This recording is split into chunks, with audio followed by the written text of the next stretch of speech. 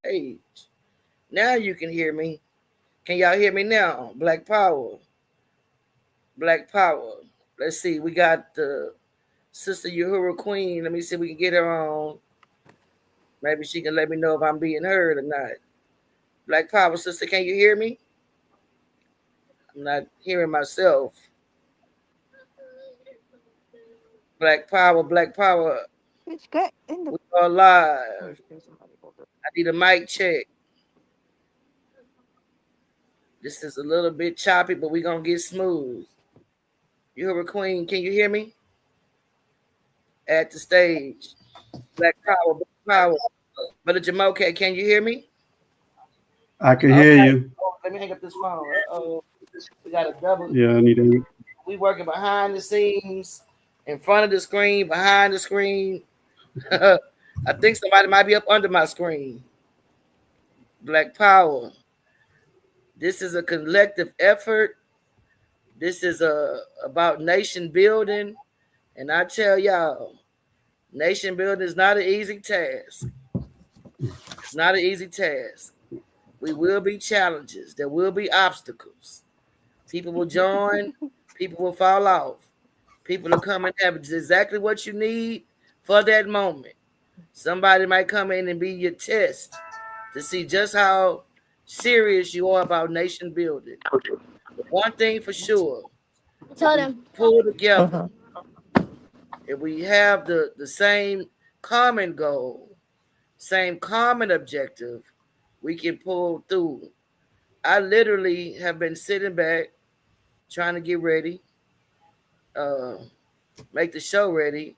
Now I have to get myself presentation ready. No excuses though. Okay, let me see. I'm not gonna be able to do it that way, full screen, but it looks good. So we're gonna go ahead and officially launch today's podcast. There may be a little confusion for some individuals as to whether or not the start time was for um, Central or Eastern time, because the flyer said 7 p.m. And so individuals were not made clear, and so we didn't want people just hanging on and not getting an opportunity to um, hear the presentation. In other words, the show must go on. So let me go ahead and officially get this party going. I am Sister Crystal Muhammad, the national chair. I'm gonna go ahead and pull Uhura out the stage, but she can actually hear. And then we'll bring you back on after Brother Jamoke does his presentation, and we open up for other participants. So first and foremost, free the land and black power. Let me go ahead By and any do means this. necessary. Let me do this. Free the land By any and means black power. necessary. Black I power. don't know if you can hear me. I hope you can hear me, Brother Jamoke. I If can you can hear hear me, you. can you put the thumbs up? Okay. I'm gonna bring you back in officially. Let's get this party started right. Let's get this party started quickly, in the words of Public Enemy. All right. So today, March 31st, 2025, is the 57th anniversary of the Republic of New Africa's Nation Day, where our independence as New African people was declared and the black government was formed. We are the continuation. It is definitely an uphill struggle. We have a long way to go, but we can get there in a short period of time if we work collectively. Everything has pretty much been laid out to us, as you will see. And I have come to the conclusion the main challenge that we have to do is convincing ourselves that we actually want to be free and independent and have our own nation. Because if we have everything laid out for us, why haven't we done something about it? Why are we sitting around waiting on someone else to do what we're supposed to be doing? And unfortunately, that has been a theme that has to stop. The waiting on someone else to do what we must do for ourselves has to stop. Complaining about the open enemy, it's not gonna be. It's not gonna cut it. In this day and juncture, we have the whole world laid out in front of us. All the skills, all the talent, all the money. We got people in the suites, people in the streets. We got gangsters, we got gorillas. We got freedom fighters, doctors. But we want to hold on to the white man's nipple. White woman's nipple, white man's, instead of doing for self. And we're gonna get into some very important information today. Nation Day. We want our own nation. Do we want to be free or not? What does it even look like? We have the ability to manifest our own destiny. With that being said, do you need your readers, brother? With that being said, I am the president. I need to change my title. This StreamYard is typically done when we're doing the new Black Panther Party's mainstream, in which I still am the uh, president of the Republic of North Africa, as well as the national chair of the new Black Panther Party. But today, I will be here in the capacity as the president of the Republic of North Africa. I'm making that correction right quick. President, am I spelling it right? Don't see it yet. President, okay, RNA. I'm saying RNA. Probably spelled it wrong. Somebody will tell me in the chat. We quick to correct each other. Let's get this just as quick to help each other. All right. As the president of the Republic of North Africa, it is my distinct honor and pleasure to serve in this capacity. What I would like to do at this moment is to introduce our National Minister of Interior, who is officially the host of this Nation Day podcast. And that would be our dear Brother Jamoke Ifitayo. And he has put together a series of historical pieces, as well as some station break entertainment for this evening's podcast. So, with that being said, I'm going to officially pass it over to Brother Jamoke. I'll be engineering from the back, and I guess once Brother Sipaway comes on, then I'll be able to steal away and go get myself together. I will be doing some double duty in here, but without any further ado, let me bring on our dear brother Jamoke Ifitayo. Black Power.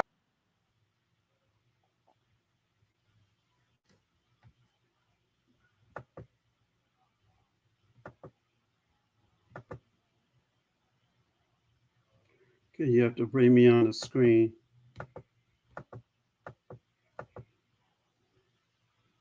There we go. All right. Free the land. Free the land.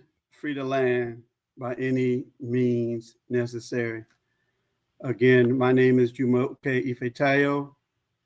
I am happy and honored and humbled to serve as the Minister of the Interior for the Provisional Government of the Republic of North Africa, specifically serving in what we call the PRLC, the People's Revolutionary Leadership Council, arm of the Republic of North Africa.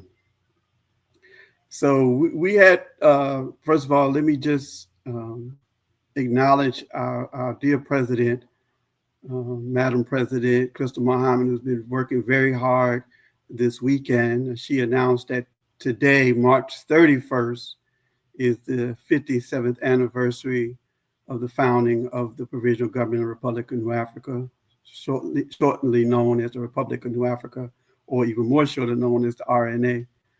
And so It has been a tradition every year for those who are familiar with the Republic of New Africa, for those who consider themselves citizens of the Republic of New Africa, those who show support for the Republic of New Africa, to pause on this day or days close to these days to reflect on the work of the Republic of New Africa and to chart what we plan on doing in the upcoming years and years ahead of us. And it's also sort of what some people would call like a family reunion to bring us together to have some forms of celebration as we honor this day.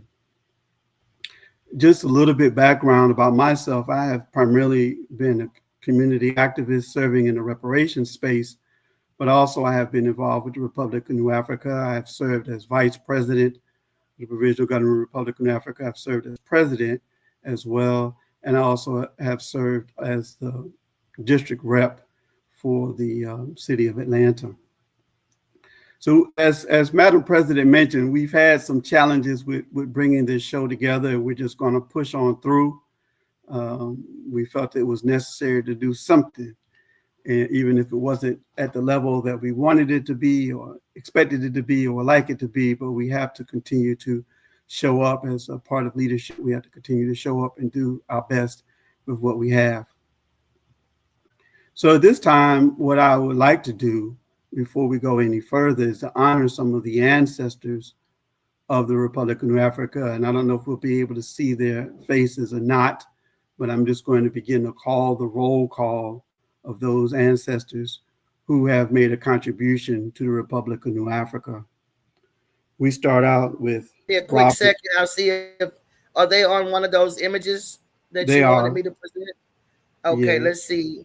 Y'all can work remembering with us. ancestors. Yes, please work with us. Let's see, family.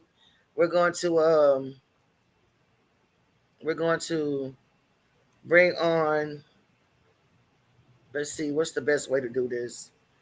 Um, we have present. Let's see, share my screen might be better.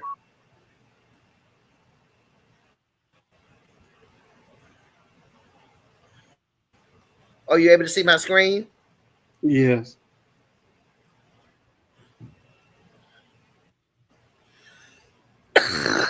Okay, is this would this be the flyer, the correct one?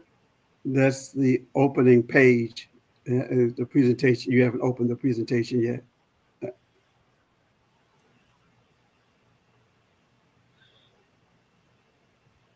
So that's the you only see the opening page. Let's see. It's not even, it's not open. The presentation isn't open. What I'm looking at is, Oh, okay. Let this me is try going to this share this the way. file with you. All right. Yes, guys, please bear with us. Let me try this again. Let me stop that screen. Let me try this. Try it this way. Let's see. Um,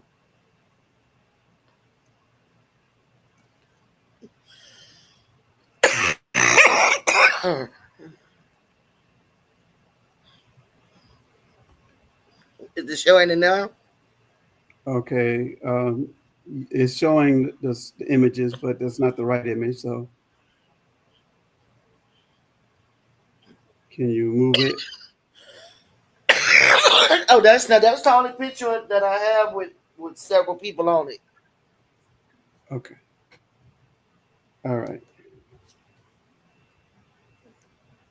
Well, I don't, I tell you what. let me just call the ancestors then. Let's do that. Don't worry about the image. All right. And you could take that down.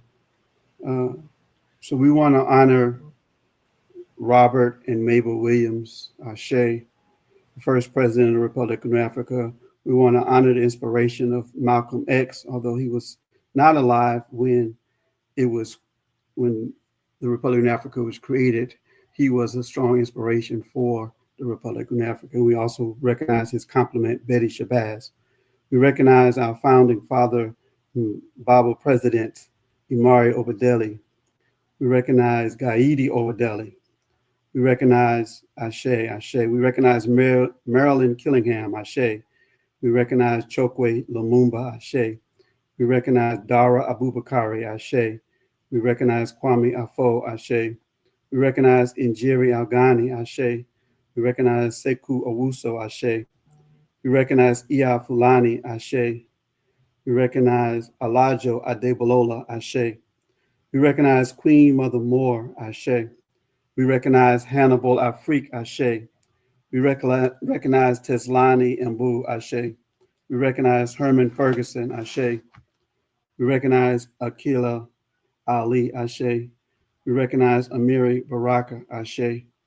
We recognize Osurgiman Adefumi Ashe. We recognize Tommy Jenkins Ashe. We recognize Geronimo Jijaga Ashe. We recognize General Mewusi Chue Ashe. We recognize Fahim Ali Ashe. We also recognize Oluboa Alua Ashe, Shaka Fuller Ashe, Ialua Ferguson Ashe, and we don't give an Ashe yet to Baba Bilal Sunni Ali, who just recently crossed over to the world of the ancestors. Some people say it's appropriate to wait a year before we call their names with the ancestral roll call. However, we do want to recognize his spirit as he moves forward into the ancestral realm. They just had a homegoing for him, or a second homegoing for him in Atlanta last weekend. So we thank those ancestors who put their blood, sweat, and tears and made sacrifices on behalf of our people to contribute to what we know as the Republic of New Africa. And their blood, sweat, and tears and vision and time and energy allow us to stand on their shoulders and continue the work that they laid down for us, that they pioneered for us. And we're going to get into some of that work in more detail.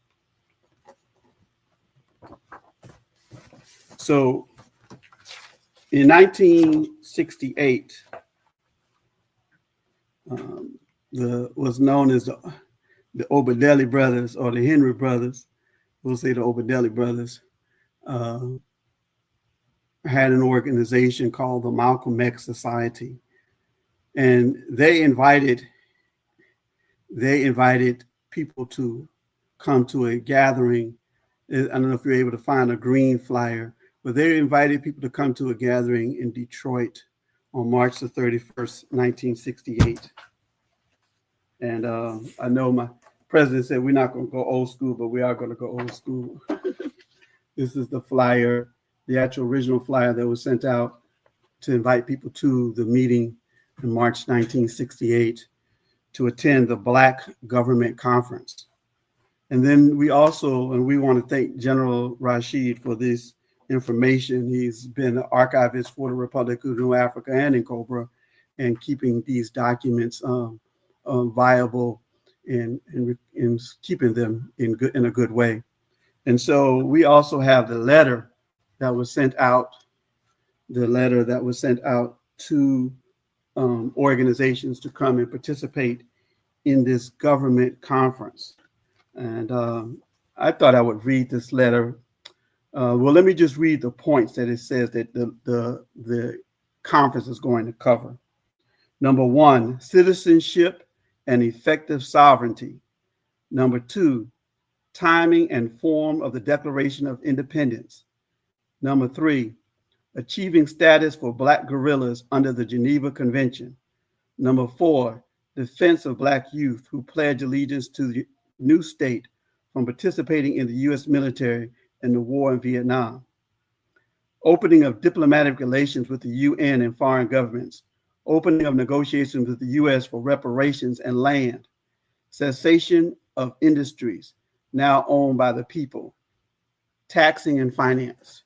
And I need to back up here a little bit. I skipped over my timeline.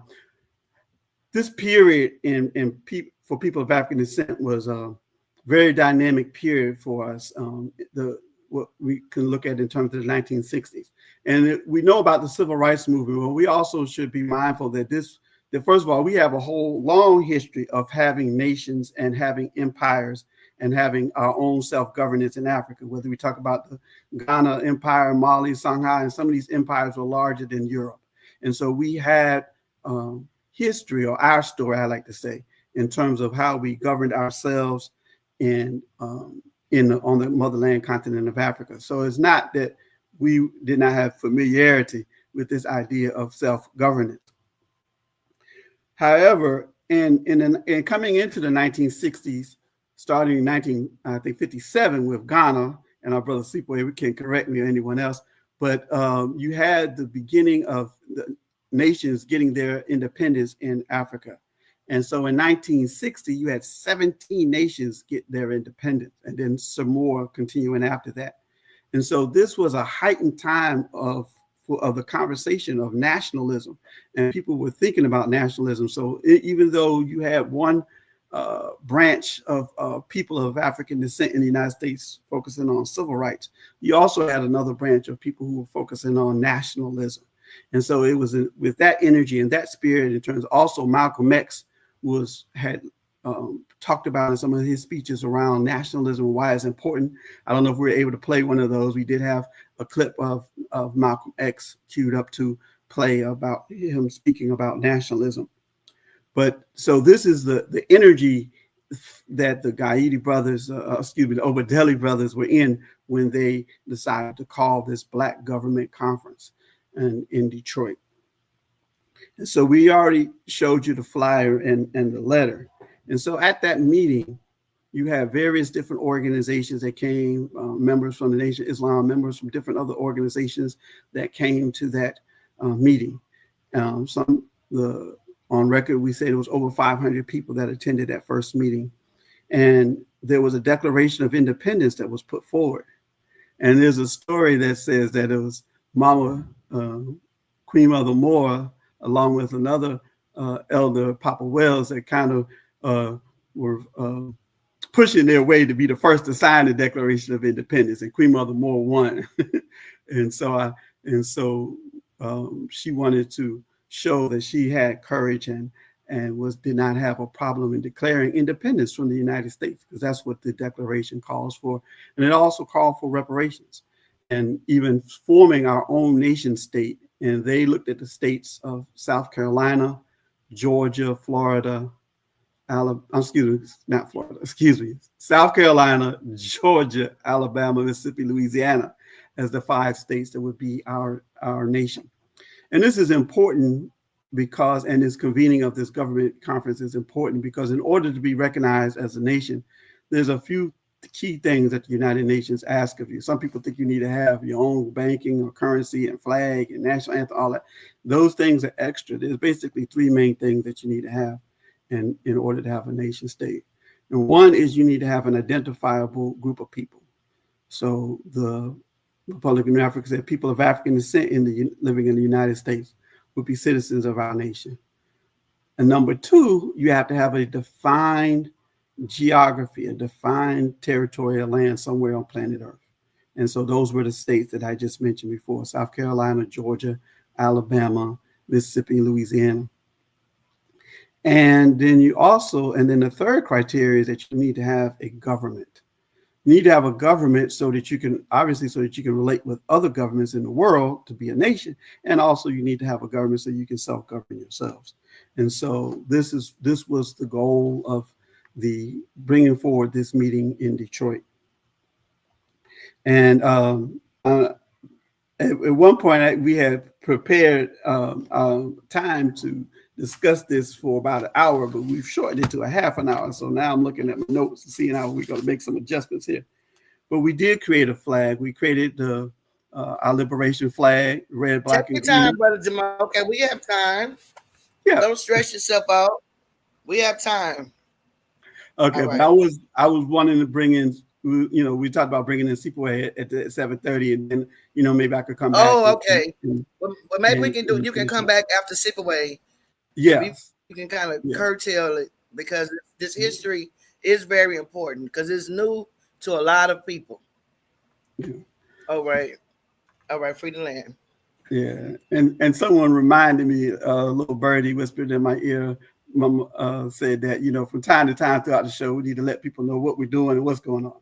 So you're listening today at this now moment to a broadcast of New African Nation Day, the 57th anniversary. This day marking March 31st, 1968, when a new nation was birthed. And so, as I was getting ready to say, and it's right here behind me, we have our liberation flag. All right. And if you'll notice, it's a little bit different than the Marcus Garvey flag that many of us are familiar with, Pan-African flag. And that was done with intention. The use of the same colors, red, black, and green, with the same symbolism, red representing blood of struggle, green representing the land that we need, black people, and black representing us, Africans. But in this flag, the black is on the bottom, which we say is the status that we find ourselves in this country, right? But then our hope and our future is to establish our own nation. And we minimize the red because there's already been a lot of bloodshed. There's already been a lot of bloodshed from the first time the invaders came into our shores in Africa, to those who were thrown overboard ships, to those who resisted and went into the maroon communities and started their own communities, to all kinds of forms of rebellion and fight back that we have experienced in this country and we still experience to this day. But we say that we would like the bloodshed to be minimal, but we know that part of coming into a nation, there's usually bloodshed. And so that's the symbolism of the flag that was created for the Provisional Government of the Republic of New Africa. And then the Republic of New Africa created our Constitution, which we call the Code of Umoja. And this is our Constitution. And the Constitution of the Republic of New Africa is similar to other constitutions of other nations. It creates three basic bodies: a legislative body, a judiciary body, and an executive body. So the executive body, as I mentioned earlier in my introduction, is called the PRLC, the People's Revolutionary Leadership Council. And then which is the body where you have the president, we have three vice presidents, and you have various ministers, like Minister of Health, Minister of the Interior, as I serve, you have Minister of Foreign Affairs, who will be speaking shortly, and Minister of Education, various other ministries that exist, as well as vice presidents that exist within the PRLC.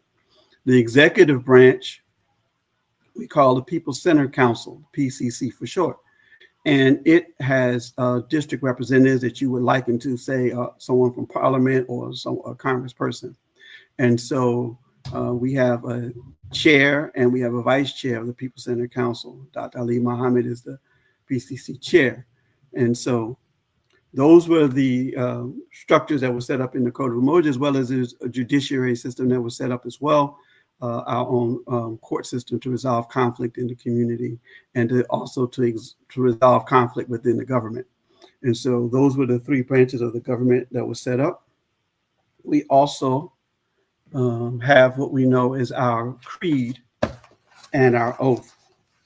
And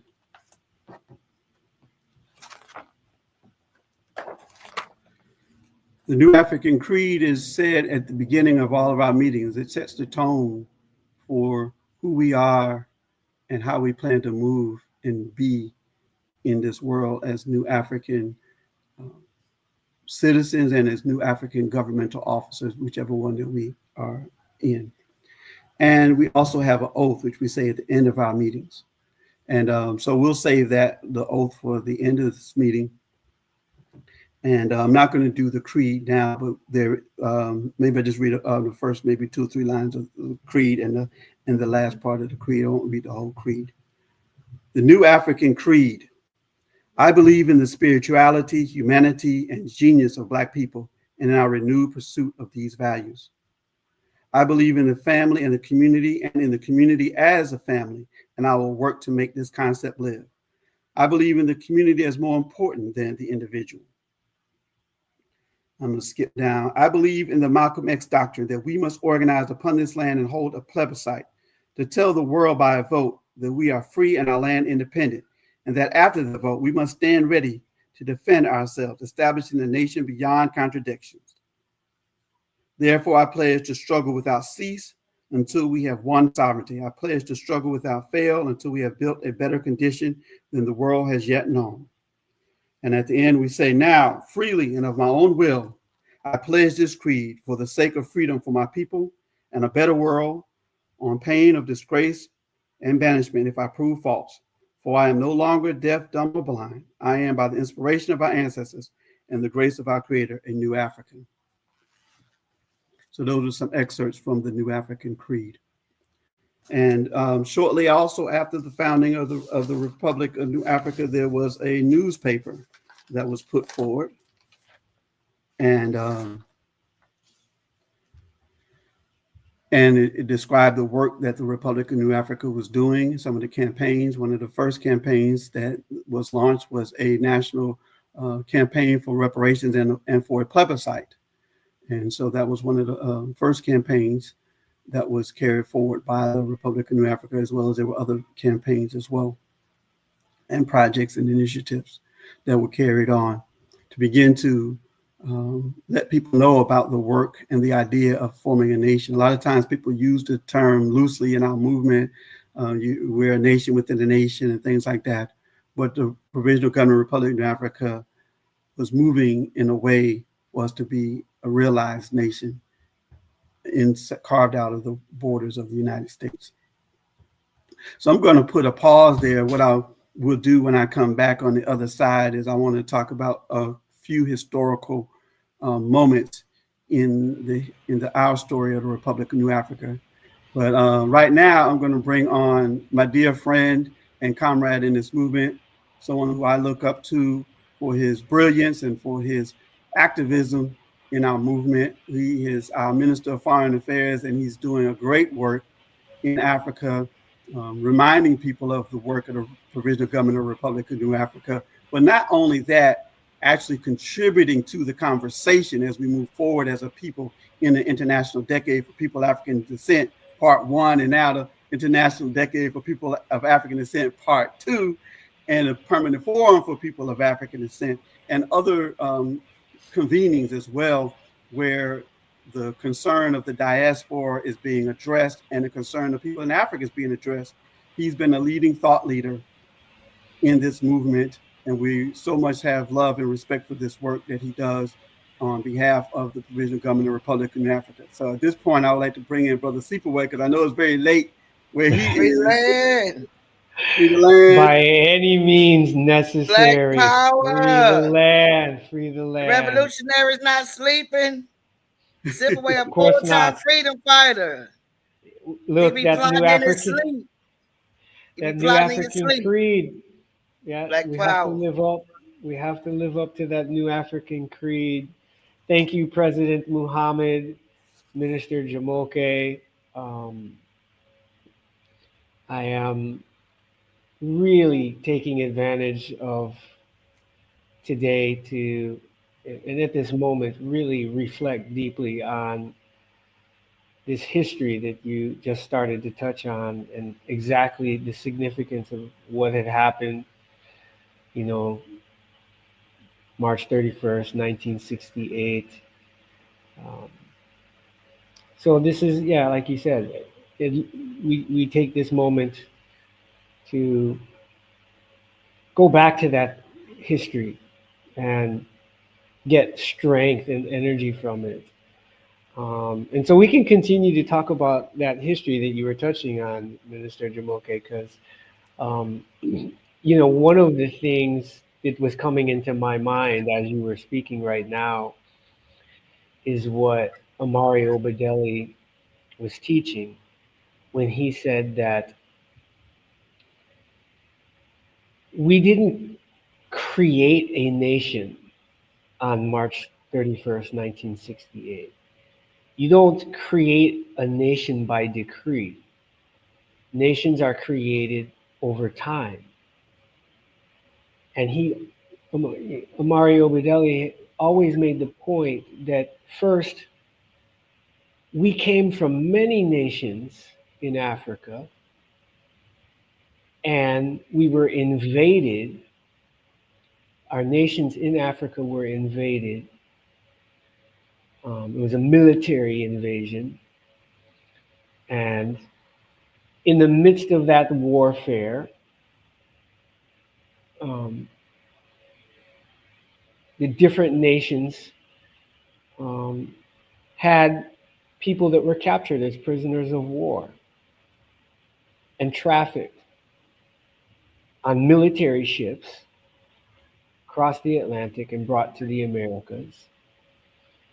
And it was in that process, Mario Bedelli says, that we simultaneously experienced and suffered ethnocide, which was the destruction of our memory of our ancestral identities and the knowledge of which nations and where we came from in Africa. But at the same time, we went through a process of ethnogenesis. And ethnogenesis was a process whereby we forged together through our struggle and our relationships and our children and our grandchildren, these prisoners of war, um, in the midst of the dehumanization process and the chattel enslavement, we survived. We bore children, and those children had a DNA, genetic material, genetic combinations that had never existed before. And those new genetic combinations were epigenetically encoded by the environments. We lived in territory, Mississippi, Louisiana, Alabama, Georgia, South Carolina. And year after year after year, decade after decade after decade, century after century after century, after 300 years, this new epigenetic encoding of all of our ancestors tied to this particular environment, that's what made us a nation. It was only on March 31st, 1968, that we declared an independent government for that nation.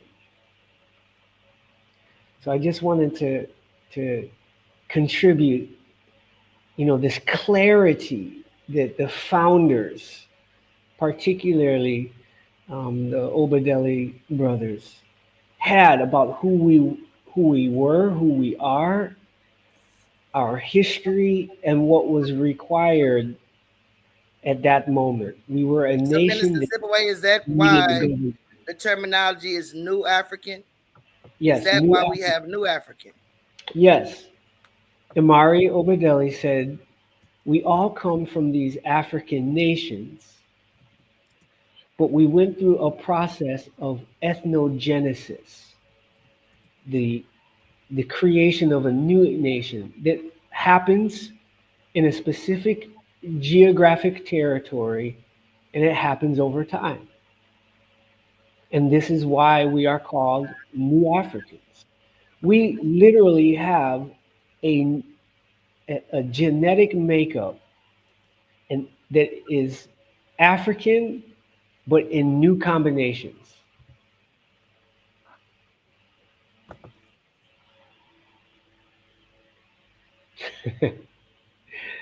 That's what I was thinking about as you were talking about our history and us Nation being. and a history of a people like never before. Our history in and of itself has never been, you know, we something else. Even if we just look at the fact that we're only 100 years from chattel slavery, and we are really have completely dominated every sector of this world. Unfortunately, we've been dominating it for the benefit of our oppressor. And if we can only get our minds right and tune in to the fact that we look around, we are controlling everything in this nation. If you go to the airport, if you go to the grocery store, if you go anywhere, you will see new Africans, the first people you're going to greet and see. We run this, but we run this plantation nation, but we running it with the wrong mentality. This is why the concept of Republic of North Africa in and of itself is liberating. It changes the mind states of the people. It's an antidote. Can you speak on that, brothers?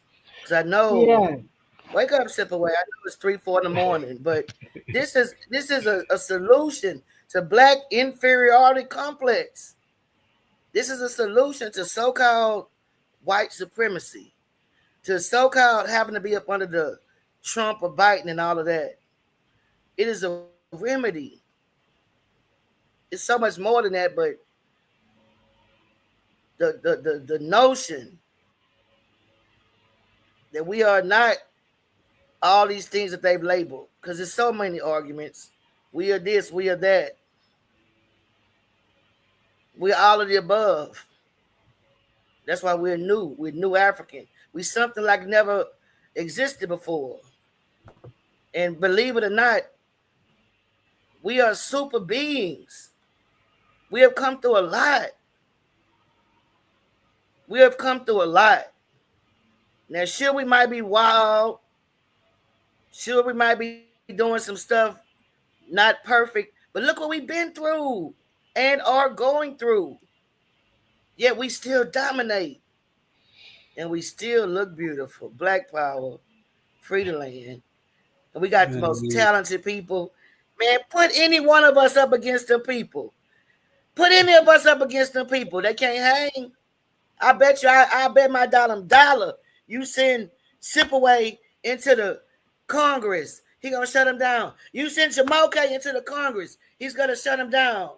You even send Mama Fatima, she gonna shut him down. Because what we are built on, what we have been formed in, this wasn't something that we determined. This was forced upon us.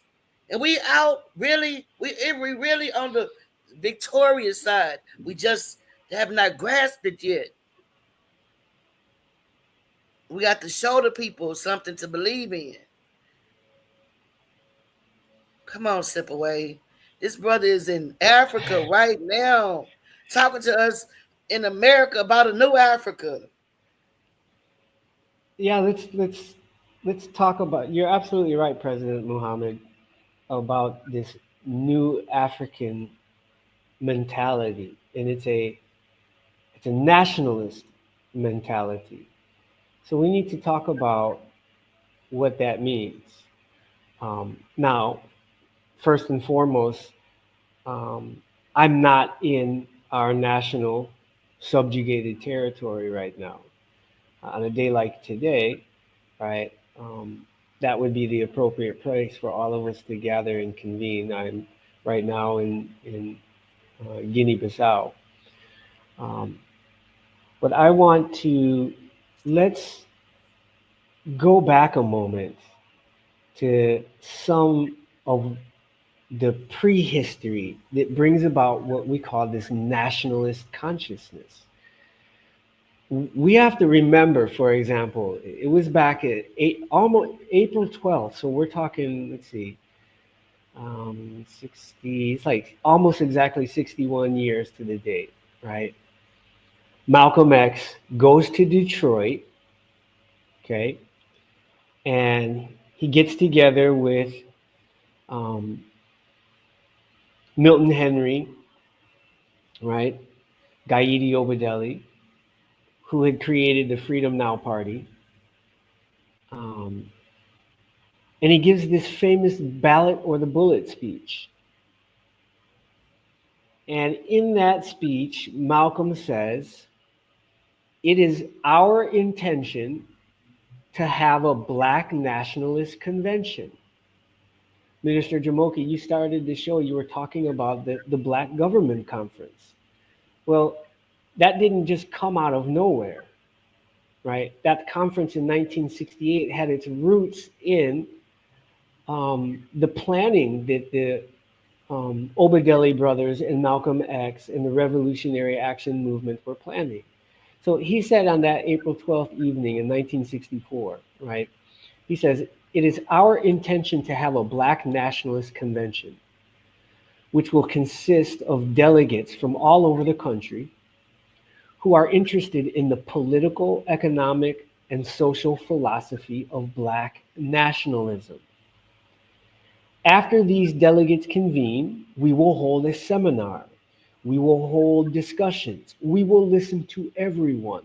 We want to hear new ideas and new solutions and new answers. And at that time, if we see fit to form a Black nationalist party, we'll form a Black nationalist party. If it is necessary to form a Black nationalist army, we'll form a Black nationalist army. So Malcolm is saying this in April of 1964. And as you mentioned, Minister Jamoke, in the beginning, you talked about Ghana receiving her independence in 1957. That's 3 years after the Mau Mau Rebellion had launched in Kenya in 1954. And by 1963, so 1 year before Malcolm has said this, you have 33 independent nations. So there was throughout the global Black world, there was this consciousness, this belief that the nations, the nations out of which we came from, would struggle and regain their sovereignty, regain their independence. And 33 of them had done so. Um, so in 1964, the nationalist consciousness had spread amongst Black people around the world, including to our ancestors. And people who are, many of them are still alive today, okay? Um, so that was April. By May, within 1 month, was convened the National African American Student Conference. It was held at Fisk University. My father was a student there at the time in 1964. And it was students who then embraced this nationalist consciousness. And as a result of that student conference, had pledged themselves to make whatever sacrifices needed for the struggle and liberation and independence of African American people. That was in May. A month after that, Malcolm X and John Henrik Clark write the Constitution and bylaws of the Organization of Afro American Unity, which was supposed to be the above ground united front for our liberation struggle. And it's at that moment Malcolm then goes to Africa to join the 33 nations that had achieved independence and the other liberation movements that were struggling for that independence. Malcolm was an invited guest. So at that point, we have this nationalist consciousness, and we are linking with our brothers and sisters on the continent who are also struggling for the independence of their national territories. And Malcolm tells them, our struggle is your struggle, right?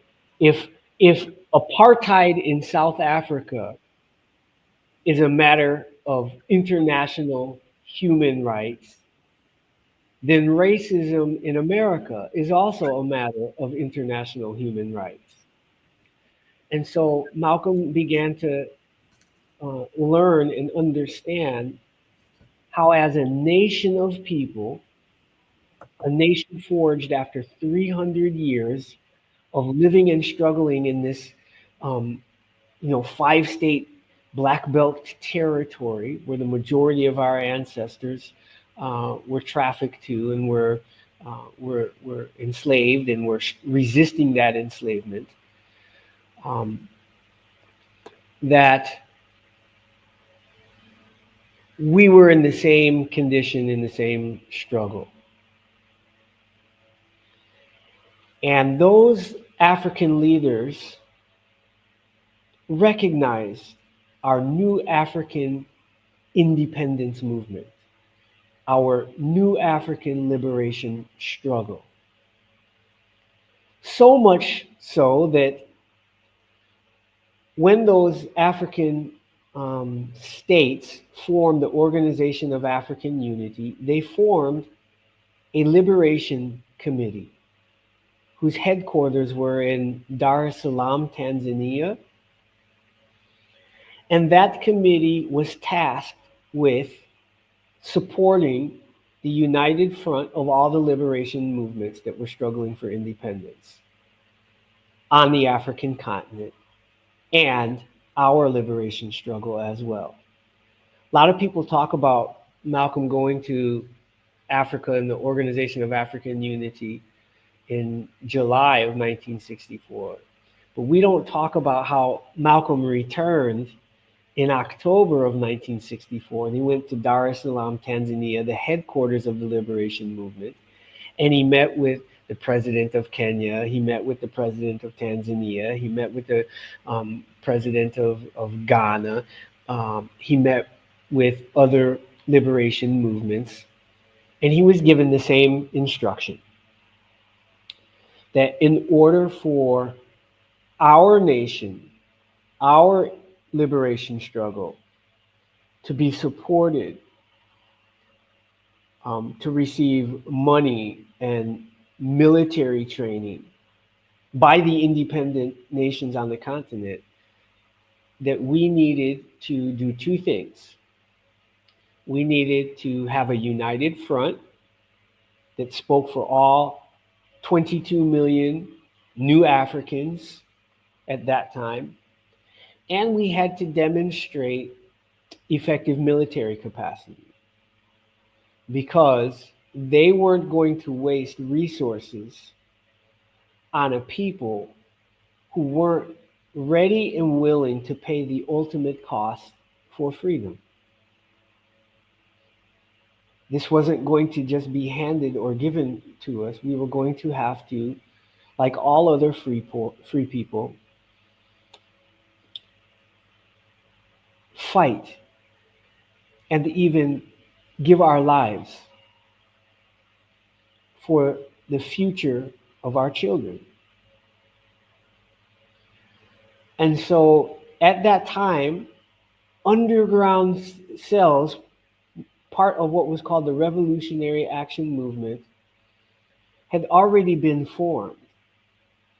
And Malcolm had started out as an underground field marshal until they decided that he could not simultaneously serve and be connected to the underground units and be our international spokesperson above ground.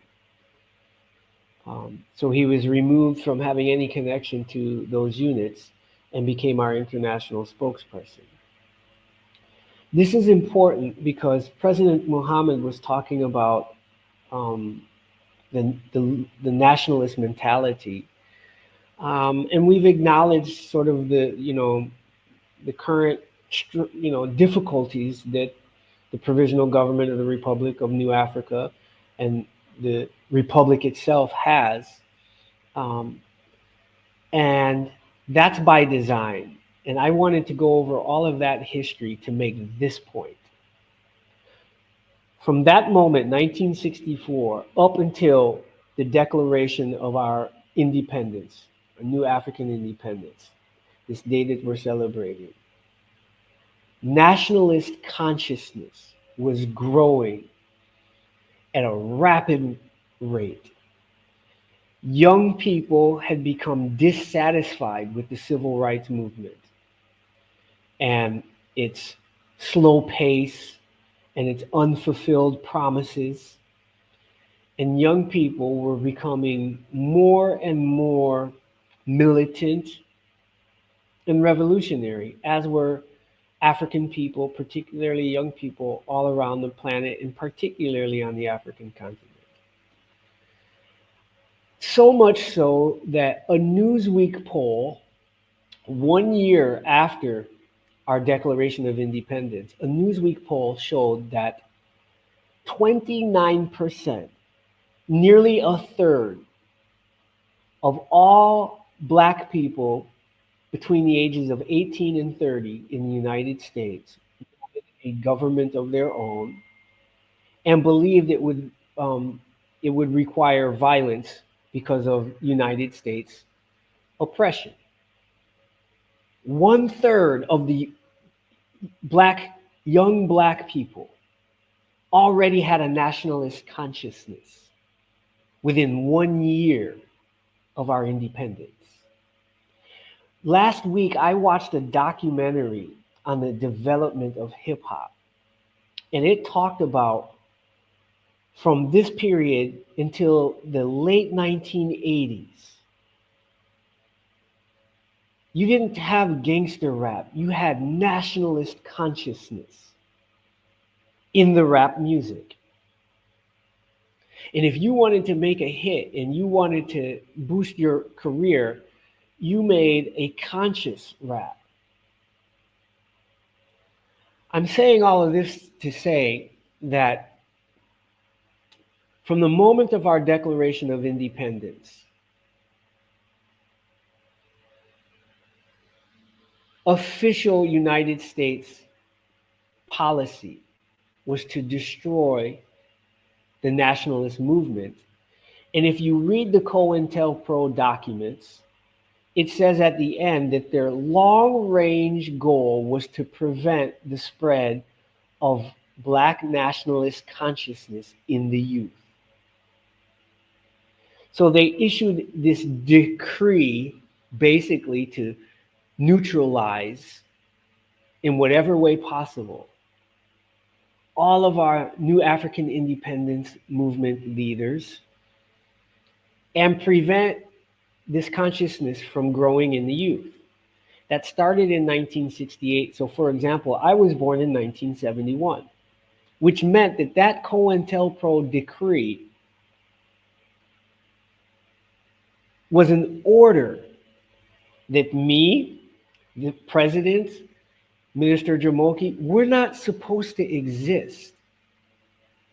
Those COINTELPRO documents from 1967, 68, 69, and then they were updated with National Security Council Memorandum 46 that came in 1978, 3 years after Queen Mother Audrey Moore returned to the Organization of African Unity, reminded all of those African states, right, what Malcolm had told them, and demanded that those African states bring our case before the International Court of Justice, that we be given $200 billion for the first 25 years, and that a plebiscite for self-determination be conducted.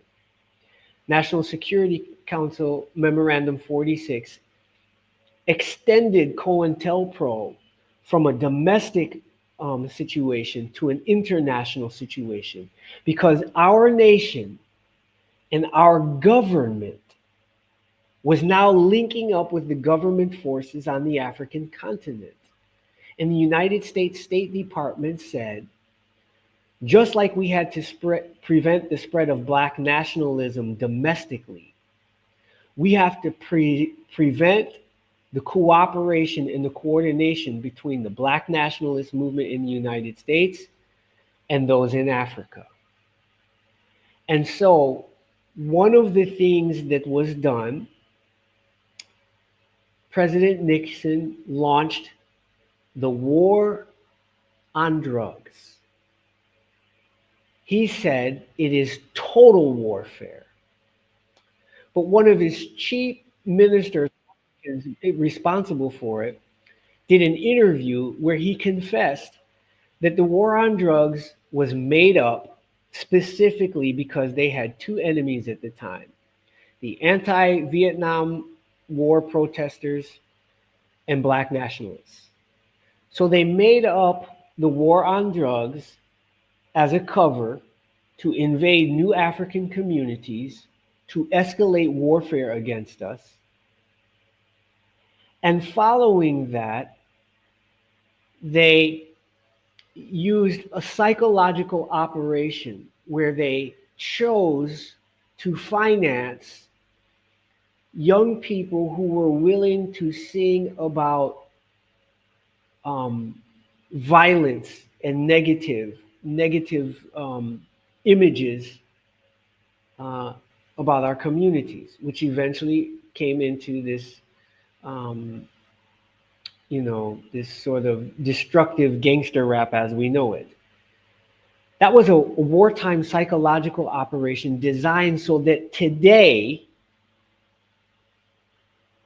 our people would not have a nationalist mentality, a consciousness, would not know themselves as a subjugated nation within a nation that has the right to self determination.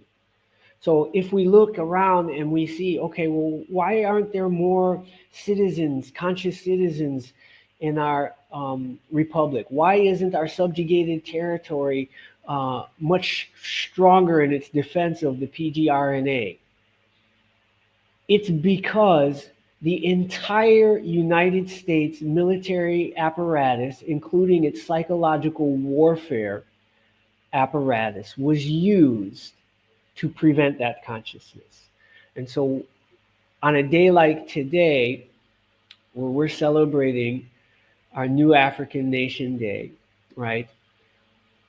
We have to know that history in order to understand that a lot of what we are doing now in our various ministries is overcoming that and getting people to understand we came from nations.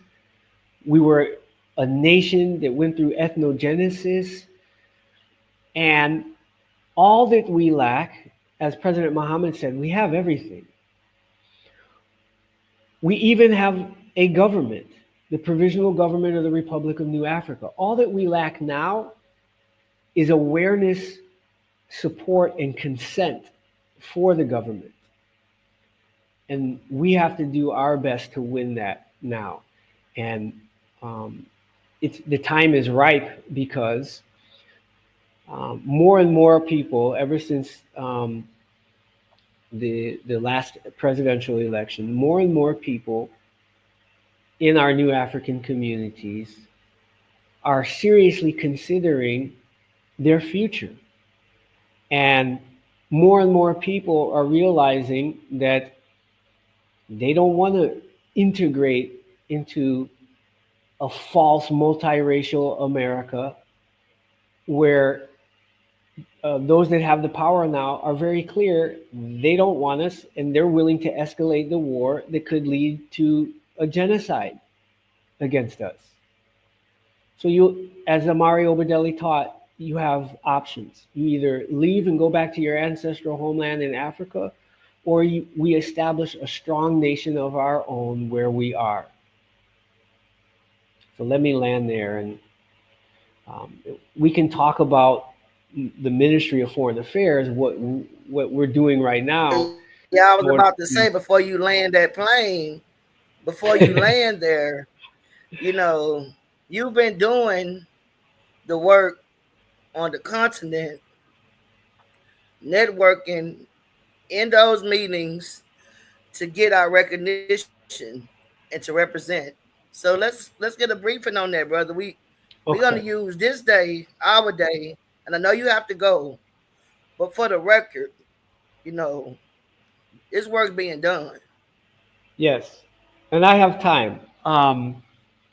Since you appointed me as your Minister of Foreign Affairs, um, I had prepared, per the Code of Umoja and per the description of the Ministry of Foreign Affairs, um, I had prepared sort of a immediate plan of action.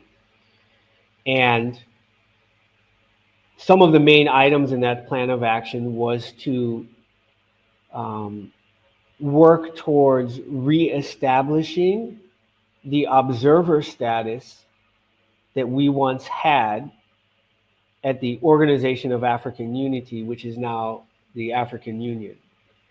And two, to finish the unfinished business of Brother Malcolm and Amari Obadeli and the early provisional government of the Republic of New Africa, which was to um, conduct a plebiscite. And so, for the past year and a half, uh, I have been engaged in the United Nations Permanent Forum of People of African Descent, where I invoked their mandate to request an advisory opinion from the International Court of Justice. And I submitted, um, invoked their mandate and submitted a request for the permanent forum to do just that on behalf of the new African and Afro descendant peoples in the United States. Afro descendant is a term used in international forums that um, means the same thing as New African, but it's defined as those people who were trafficked from their homelands in Africa and enslaved in the Americas. So this is what Malcolm wanted to do. This is what Amari Obadeli wanted to do, which was bring our reparations case, the genocide, the ethnocide that has been and continues to be waged against us at the highest court on planet Earth. So I've been actively involved in getting the United Nations Permanent Forum to do that. And next month, they will be having their fourth session. I just had a meeting with um, one of the members of the Permanent Forum, uh, and we are going to work together to provide them with a our own legal analysis of the legal questions coming from judges, jurists, and lawyers in Africa and the African diaspora to move that campaign forward. In addition, I applied for, um, I started the process to have the African Union recognize the provisional government of the Republic of New Africa as a liberation movement, just as they did in 1964 when they granted that observer status to the OAAU and Malcolm was able to speak. And they did it again in 1975 when Queen Mother Audley Moore was invited um, as an honored dignitary and addressed the Organization of of African Unity when it was held in Kampala. So that's the international diplomatic front. I also went to Geneva, headquarters of the United Nations, when the United States was undergoing its fifth periodic review under the International Covenant on Civil and Political Rights. The United States has obligations, right, to new Africans that they are violating, and I charge them with state sanctioned ethnocide. I don't believe that it is inconsequential or unrelated that within a week after that, my house was broken into and two laptops were stolen. Nothing else was taken. Uh, and the United States has been sending unannounced State Department officials to Guinea-Bissau. And one of the things that they did was um, renegotiate an extradition treaty. Why they would want to extradite someone from Guinea-Bissau when they don't have an embassy here and they don't have very many United States citizens here is suspicious. Um, so the other major work that the ministry has been involved in is conducting an initial plebiscite survey in order to um, get the data we need to get support for conducting an actual plebiscite. A plebiscite, by definition, is a vote of the entire population. So in our case, if there are 50 million black people in the United States, and the last time I looked at the calculations, it was approximately 29 million over the age of 18, which would be eligible voters.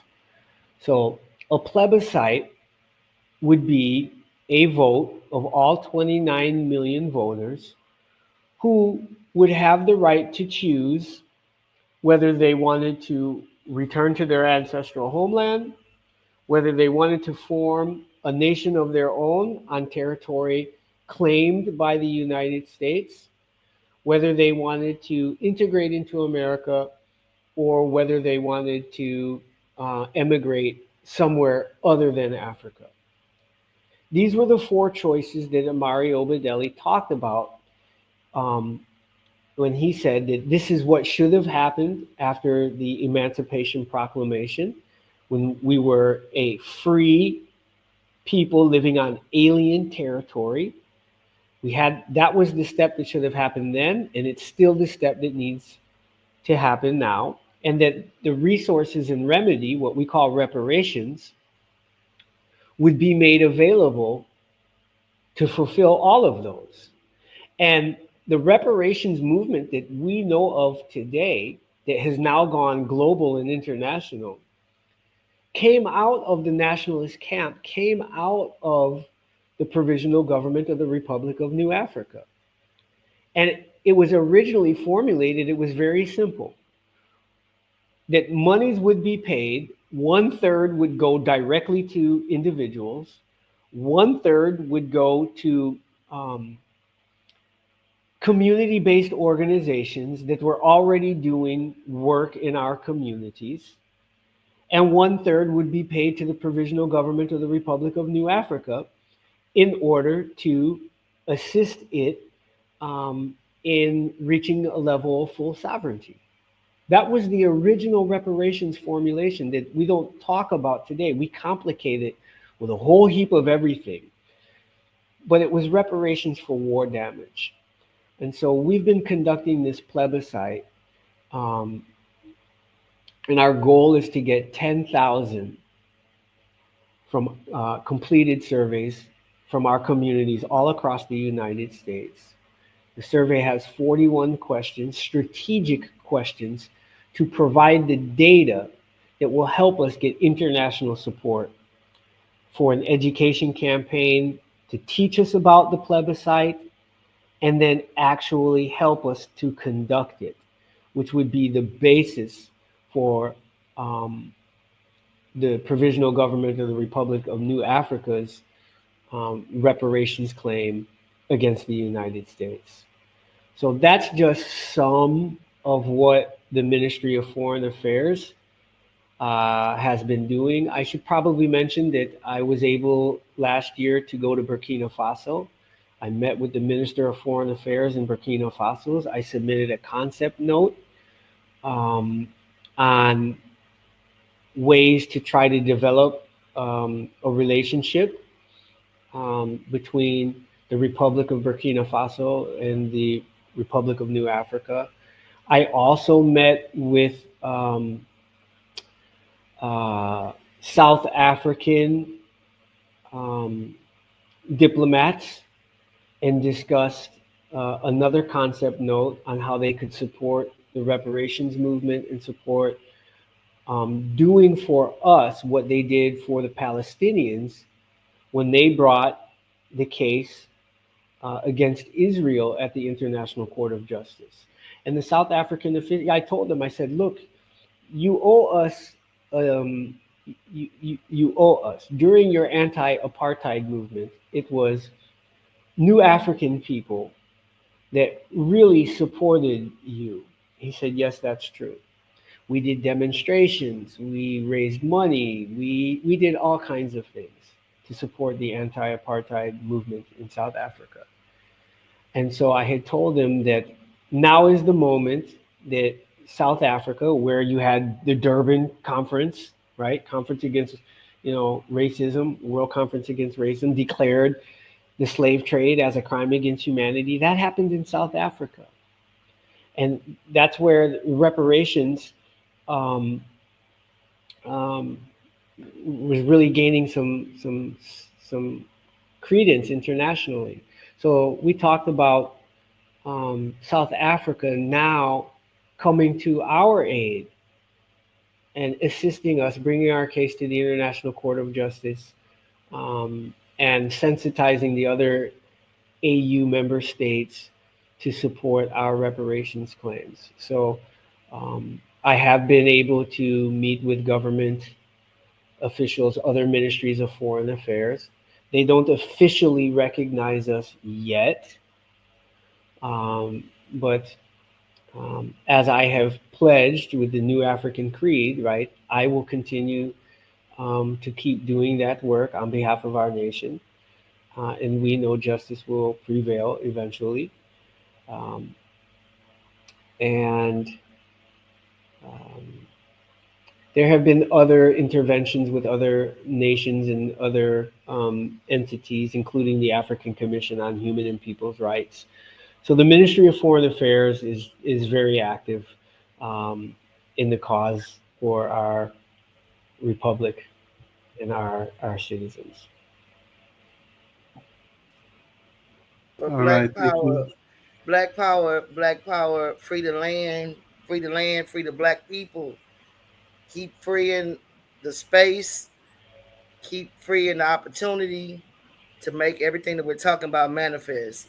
And it is. It's actually manifesting as we speak. You know, I just heard you say that they have not officially recognized, but if you having meetings, you are being recognized. You know what I Exactly. mean? So, Exactly. but you have to be in the game. Yes. This is the whole the I must say, and even as we speak, I am literally in the field right now. The president and I'm back here engineering. My hair's on top of my head. We've been rolling. We was out in the field yesterday with the people of New Orleans. And then on Saturday we had a tribute to the people, the heroes and sheroes, the community organizers of this great city in our national territory at the boot in Louisiana, New Orleans, Louisiana, on the side of the river where Marcus Garvey was actually deported from, the city that had the second largest UNIA chapter, the home of Queen Mother Moore. It's by no coincidence that everything is happening the way it's been happening. I was supposed to be on the road going home. I woke up and the thing said, and tornadoes. Tornadoes. I had to be still. And I'm thinking about it. I'm like, the tornadoes. Even though it should be scary, but I think about Marcus Garvey. It was Pan Africanist movement came before the Black Nationalist movement. There is no Black Nationalist movement without Pan Africanism. There is no Pan Africanism without nationalism. Because everywhere we are in the diaspora, we are truly the indigenous, number one. And yes, there was a transatlantic slave trade that took place. There was a inter-Atlantic slave trade, but we existed and ruled long before any of these other invaders came. We were the ones that created governments. Jamoke mentioned that briefly earlier. We built nations before, and I'm saying the condition that we in now, it's just a blip in the time capsule compared to how long we've been here and all the stuff that we've been through. We are acting like spoiled, indentured servants. That's what we're doing. We're acting like spoiled, indentured servants, volunteer indentured servants. You know why? Because we don't want to let go.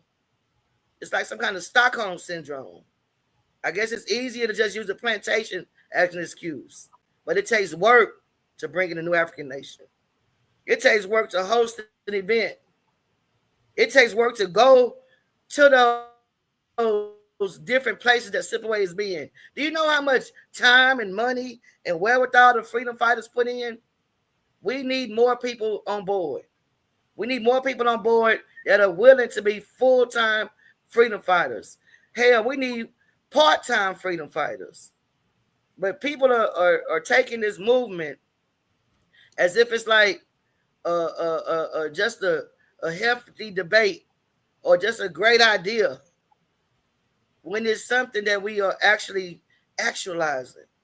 Think about this, black people. This is how what Sipaway just mentioned as it related to the plebiscite. 20 million black people. 20 million black people, we already a nation of ourselves. But our commitment for the most part has been to keep maintaining this plantation criminal enterprise, the Corporation of United Snakes of America. Okay? Because why? Because they give you a job to feed you, but you paying for that job with your blood, sweat, and tears. You're taking your time away from your children. We are doing this. I'm saying we, our people as a whole, because we can't really separate ourselves because we are interconnected. But imagine, you know, I thought about, and this is why I'm saying volunteer indentured service. When I was reading the black codes, in which the black codes was set up, all these different laws to keep us in chattel slavery, it was a section called manumission, where the slave would petition to be a slave again. And I was wondering, like, why would somebody want to do that? But if you look at the black codes, they made it illegal for you to own property, illegal to get a job, illegal to get married. So all of these things that would allow a person or a people to be independent and self-sufficient became illegal, subject to being locked up and put into chattel slavery. And then if you're wandering around in the land with no food, no place to go, people would actually petition to get back on the plantation. I think we still have that mentality right now. It will require a lot of effort to do for self, but it's not difficult. Check this out. In Baton Rouge, a couple of years ago, these white people determined that they didn't want to be a part of Baton Rouge anymore, this wealthy white community. They had a referendum to separate themselves, and they created their own township. What's to stop us from doing that? We are already living in segregated communities all across the South. What's to stop us from organizing and saying, you know what? This city, 80% black people. We want this to be, Freedom Town, like they had before. Or whatever name, new African name we decide to come up with. I mean, it's different strategies to get to the same point. If we have made our declaration of being recognized, but we don't talk about it. We don't. It's not being talked about enough to this generation that has never heard about it. Even just being out in the trenches in these last couple of days, and I've noticed that all over the years, whenever we bring up the issue of reparations to our people, they get it. They want it. We bring up the concept of the Republic of New Africa. Our people want it, is what they need, but it's being treated, but it appears that it's been treated like some secret organization, and this is not a secret organization. We need to get it out. I know they got another PGRNA. In actuality, that's fine. Although the circumstances that led to it, because I thought about it, I passed up about 20 churches. What do we have? You know, it might be a good thing, you know what I'm saying, that we have multiple people. I'm being facetious because I really want we should come together. But just the concept that we have different people fighting to say that we are the Republic of New Africa. It even makes our fighting foolish. When we got 40 people fighting over this terminology of this government, but we got 40 million black people that don't even know about it. It's nothing but fresh recruits out here, new African citizens out here that want something to do. We can literally save people's lives, giving these young brothers something to fight for instead of fighting each other. We have to get the information out. showed that we have another option.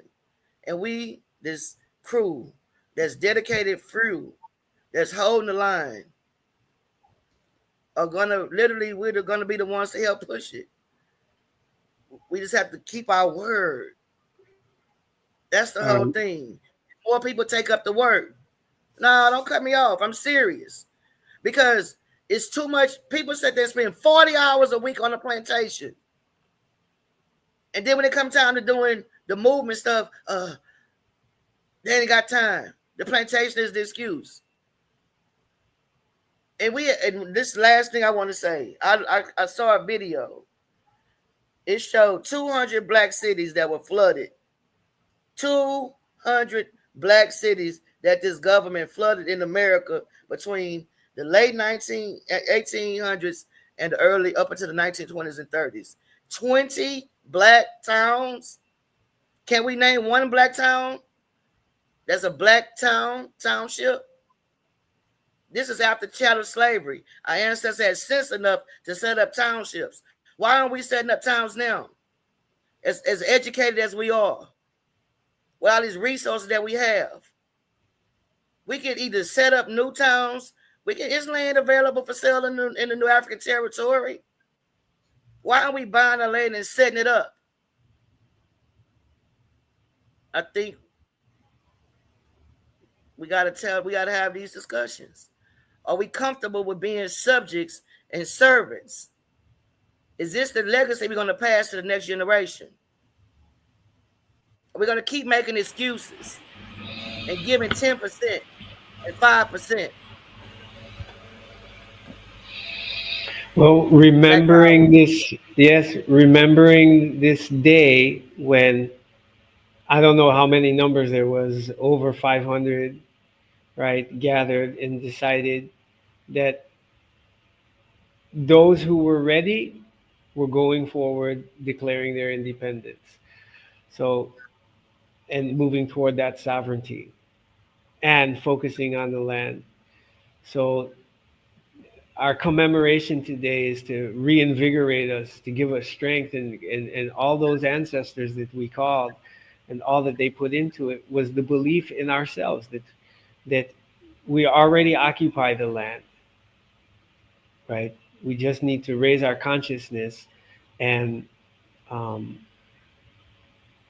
take over, right? Take over Right, the administration, the governing, right? To use it for our own benefit, to Jamoke had said in the beginning, it was in the document is reading. I think the last item was what? Taxation, right? That's how you get the money to build schools and have nurses and have programs. It comes merely from consent in taxation. Now, this United States government, right, in the IRS isn't even a part of the government. And we constantly, every year, people pay these, right, income taxes to the IRS, and they could be paying that money to their own government. If anything, we should at least congratulate ourselves on achieving what's called continuity of government. From March 31st, 1968, we have had continuity of government, and that cannot be taken from us. Right. So, that's so right. many, congratulations. yeah, so many That's right. Go ahead, Jamoke. organizations haven't lasted that long that were created during that time or around that time. So what really um, and I thank you for Speaking of bringing up. taxation, I added the treasurer, our national treasurer, to the chat since you brought that up. But go ahead, brother Jamoke. Yeah, I just wanted to thank the people that's making comments in the chat. Let you know we do see you. We read what you're saying.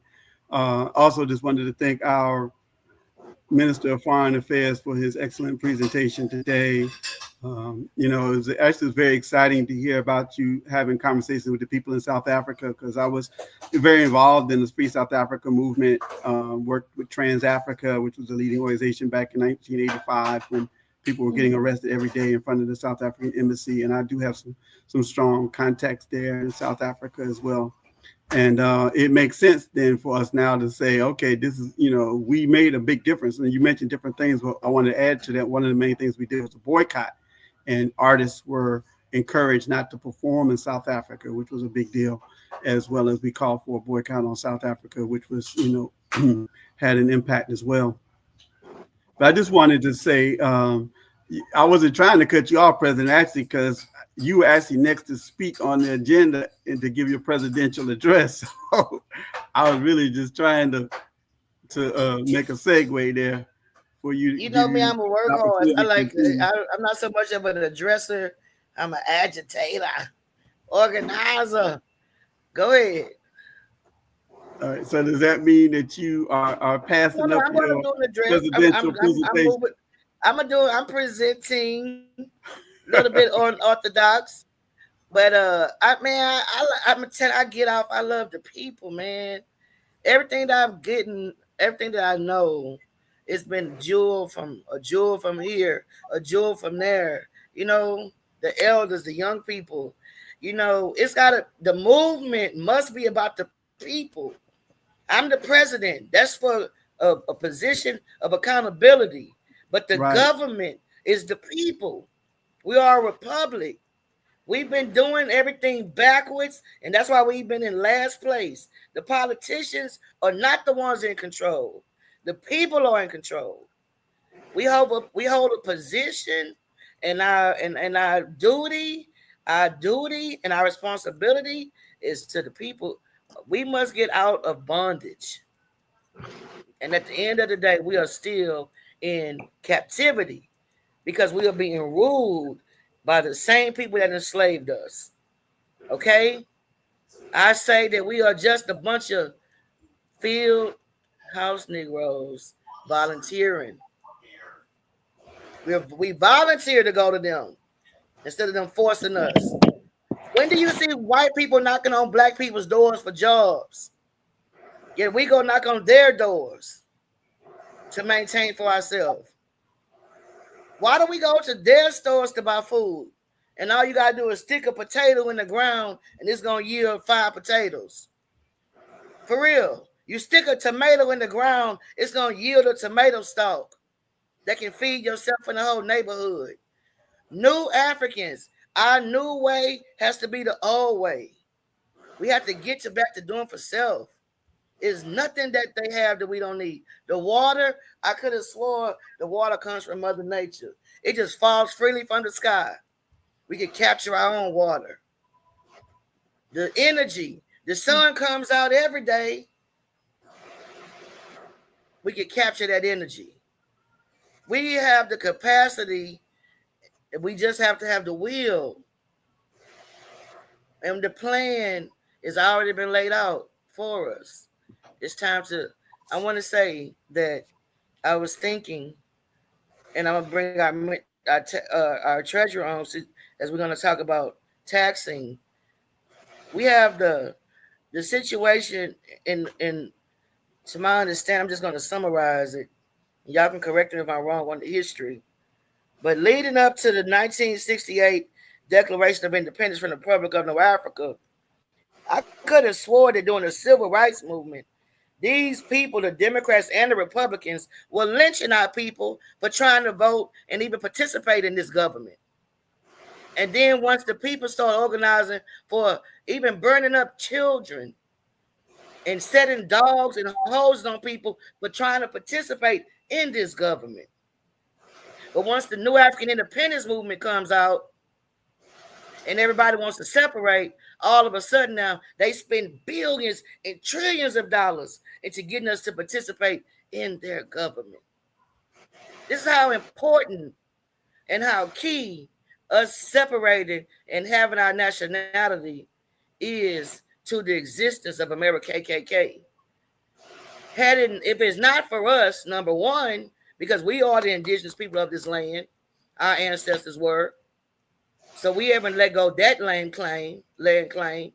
And we had ancestors that were kidnapped and enslaved.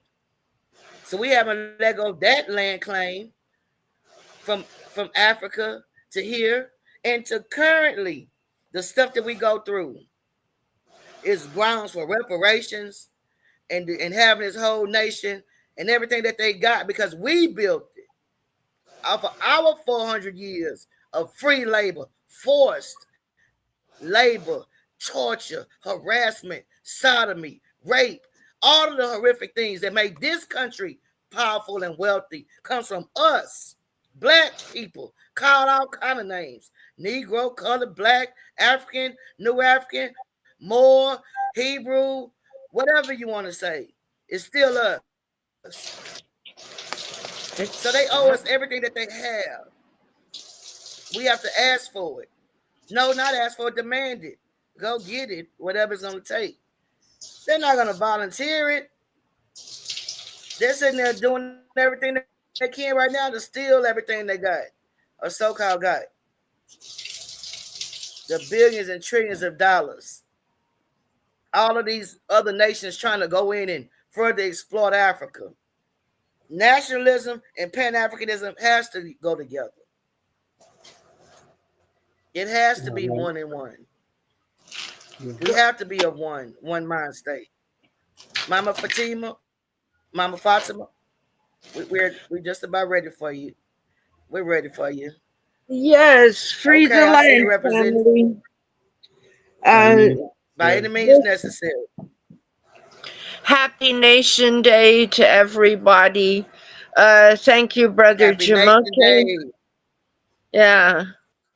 Thank you, Brother Jamoke, for putting this beautiful podcast together, and Brother Sipiwe for sharing all what you've been doing in Africa, mostly. Yeah.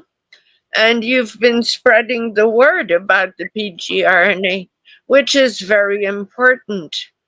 Um, very important for us. So we really appreciate that. Uh, as treasurer, by the way, I'm Fatima Mevs. I can't see if my name's up there, but yeah. And I'm in Miami, Florida. It's storming today, really. And so, as the treasurer of the PGRNA, I'm honored to serve in that position. I just wanted, and we want to make sure that people know that any person descendant of slaves in America is considered a citizen, even if, unless they say that they're not. If they write and say, yo, I'm not a citizen, I want to integrate or I want to repatriate. As Brother Sipiwe told us, I want to go to another land, but we must all always work together because all four of those options are very important for our people. Those of us that want integrity, independence, and sovereignty. Now we are working together to acquire land. Now we're doing that through taxes, amongst other things. And let me tell you that the concept of taxes in the United States, snakes, is it's a ripoff. What do you get back from what you buy all year and they add on 7%, or what you pay from your job? Should you be paying taxes to go to work to earn money? Well, our taxes are a completely different concept. I mean, erase anything you know about taxes and let's start from scratch. Where, oh dear, is my, am I still on there? Thanks. Start from scratch means that we as a collective have chosen and are in the process of choosing land that belongs to all of us as a people, but it won't be like the um, typical, like everything belongs to everybody. We tried that and it doesn't work, but everybody will have an opportunity to invest in land. So if you put $25 a month for land, or you put whatever amount, that percentage belongs to you and your family. So that's how we feel it's going to work best. And there's also the fact that uh, some people perhaps don't have a job. Let's say an elder lady who's can't work the field, but lives alone, and that person can do any skill, has any skill. That person can watch the children, teach them many things. They can do perhaps accounting or sewing or whatever their skill. We work with a time bank, which means that the amount of time, there's a sister amongst us who knows a lot about Bitcoin. I have pets and they're knocking over. Go. Knows a lot about Bitcoin. Well, she gave us 2 hours of classes for Bitcoin, and we assess a living wage. What's a living wage? You know, a certain amount of money that you can actually live on with one job. And so she gave us a few hours of cryptocurrency classes, and we have that written down as time bank. So she gave a few hours of cryptocurrency at a living wage. So when we talk about taxes, to reiterate, we're not talking about anybody taking anything from anybody else. On the contrary, we're talking about pooling our money. And we have also some ideas in the PGRNA that are tremendous. Ways of growing fruit in 1 year, less than a year. Ways of course, the usual potatoes and onions and all of that, they grow in less than a year too. So the most important things, water, is we have ways of finding water inland, like the Native Americans used to do. And so that's what we need. The things we need come from the Almighty Creator. It's true. It's true. And I think, like in Haiti, we've lost our faith in ourselves. And lately in Haiti, they've been digging canals and planting so much food. But it was just a matter of a few people encouraging the rest to you can do it. You stick a seed in the ground, and you need the land for that, good soil, as our 8 strategical elements say, and go for it. And as for housing, it's even more interesting. There are um many concepts of alternative housing And it's not the tiny houses, which are okay. They're pretty cheap, affordable anyway, but we want to do things that we produce, because unless we produce, we can't. I don't want to sound like a capitalist, but we can't enrich ourselves unless we have 2 pounds of potatoes. We don't get uh, a profit from that. So we have to produce. We are the biggest That's not being consumers. a capitalist. That's not being a capitalist. That's part of having a nation. It's I was surviving. thinking about Kemet. How could our people in Kemet have built those pyramids if the needs of the people were not totally met? Right, right. Empires where the needs of the people are met can build, like in Libya before the bombing. The people Gaddafi had it where the wealth of the gross national income that the government made, instead of the people paying taxes, the government paid the people a monthly stipend. They got free health care, and Yeah. all of the people too. Just like we go to high school, medical school was part of their regular education. Similar to how, like in Cuba, how medical was a part of the of medicines. Medical school was free, raising the literacy. We have to do the same thing. We have to provide the basic needs for our people: food, shelter, clothing. Like in the Panthers, the 10-point platform. Those are human rights. We want freedom. We want the Right. power. We want decent housing.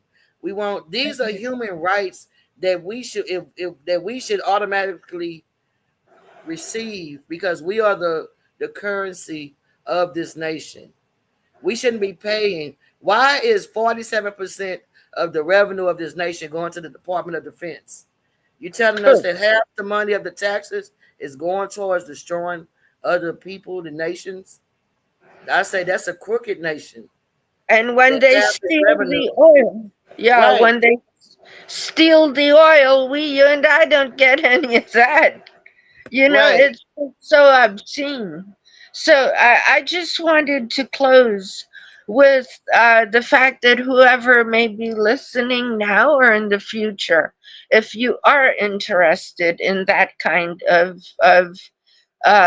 enterprise, buying land and building on it, and you can even pass it on to your children, when you're ready, if or sell it, but the price would probably go up, and if you are interested in that, and the homes are really really cool because they don't require heating or AC. It's a kind of adobe that uh, aircrete that keeps the house at the same temperature. So, and we haven't put our African genius to it yet.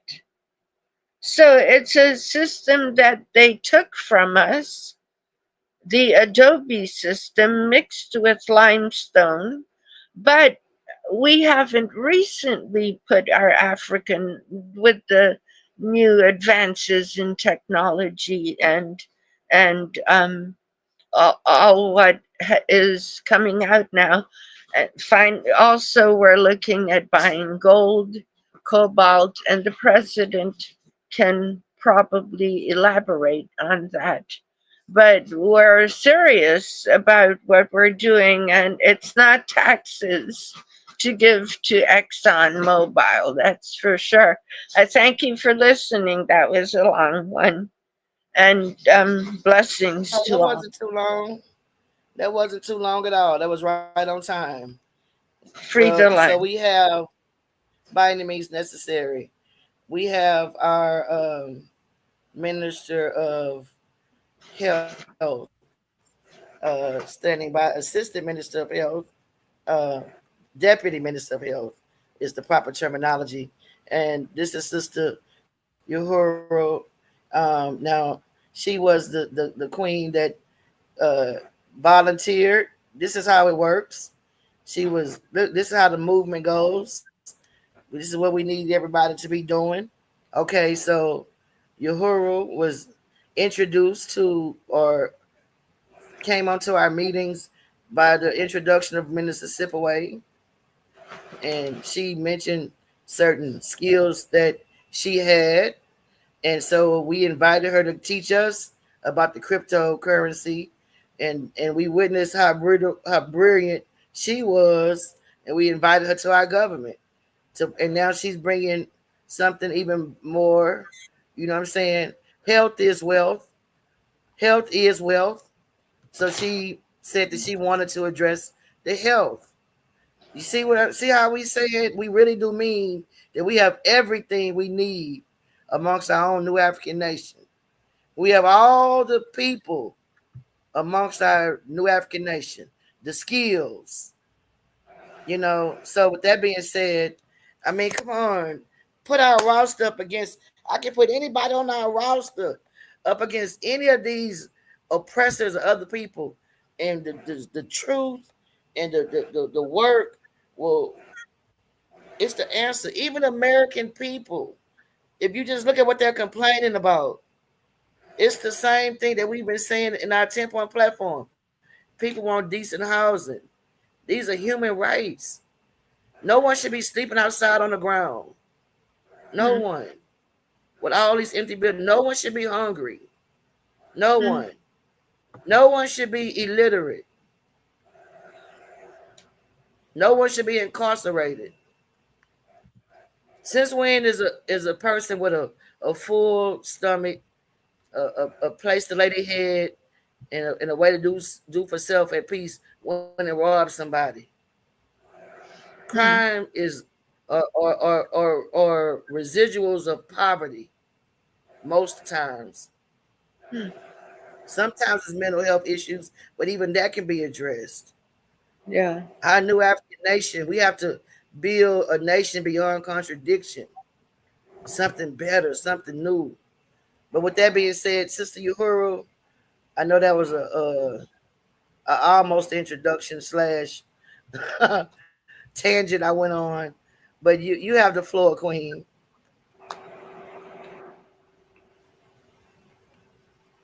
We can't hear you. You have to unmute your Yeah, mic. sorry. I got it. You hear me now?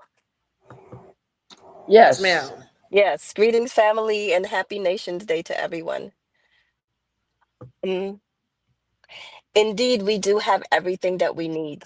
If only we knew, if only we understood that. Because I see so many wanting to be a part of this society, even though they don't want us to be here. And we have all what we need to build our own nation, but we just rather, live semi comfortably and thinking that we can't do this on our own.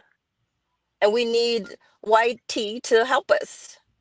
When all he is doing, and this, all he is doing is trying to destroy us. For the last few days, the pollen has been so outrageous. I've been so sick. And what I found out was that because they chopped down all the female trees, that's why the males have nothing to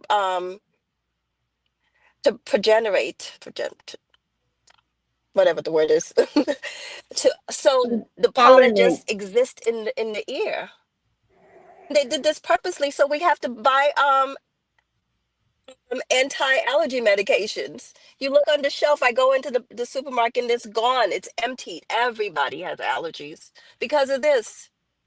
So the pharmaceuticals getting rich every year because they purposely go chop down the female trees. That's insane. They don't want us here. They don't want us to be a part of to be in their no, they want us to be their slaves, continue to be their slaves, I should say. They don't mind that we're here as long as we know our position. But once we try to get out of line, then they're like, you know what? It's too much. But we have to take it upon ourselves too, in terms of health, to be healthy. Like you said, sister, our health is our wealth. Because if we don't have our health, we don't have our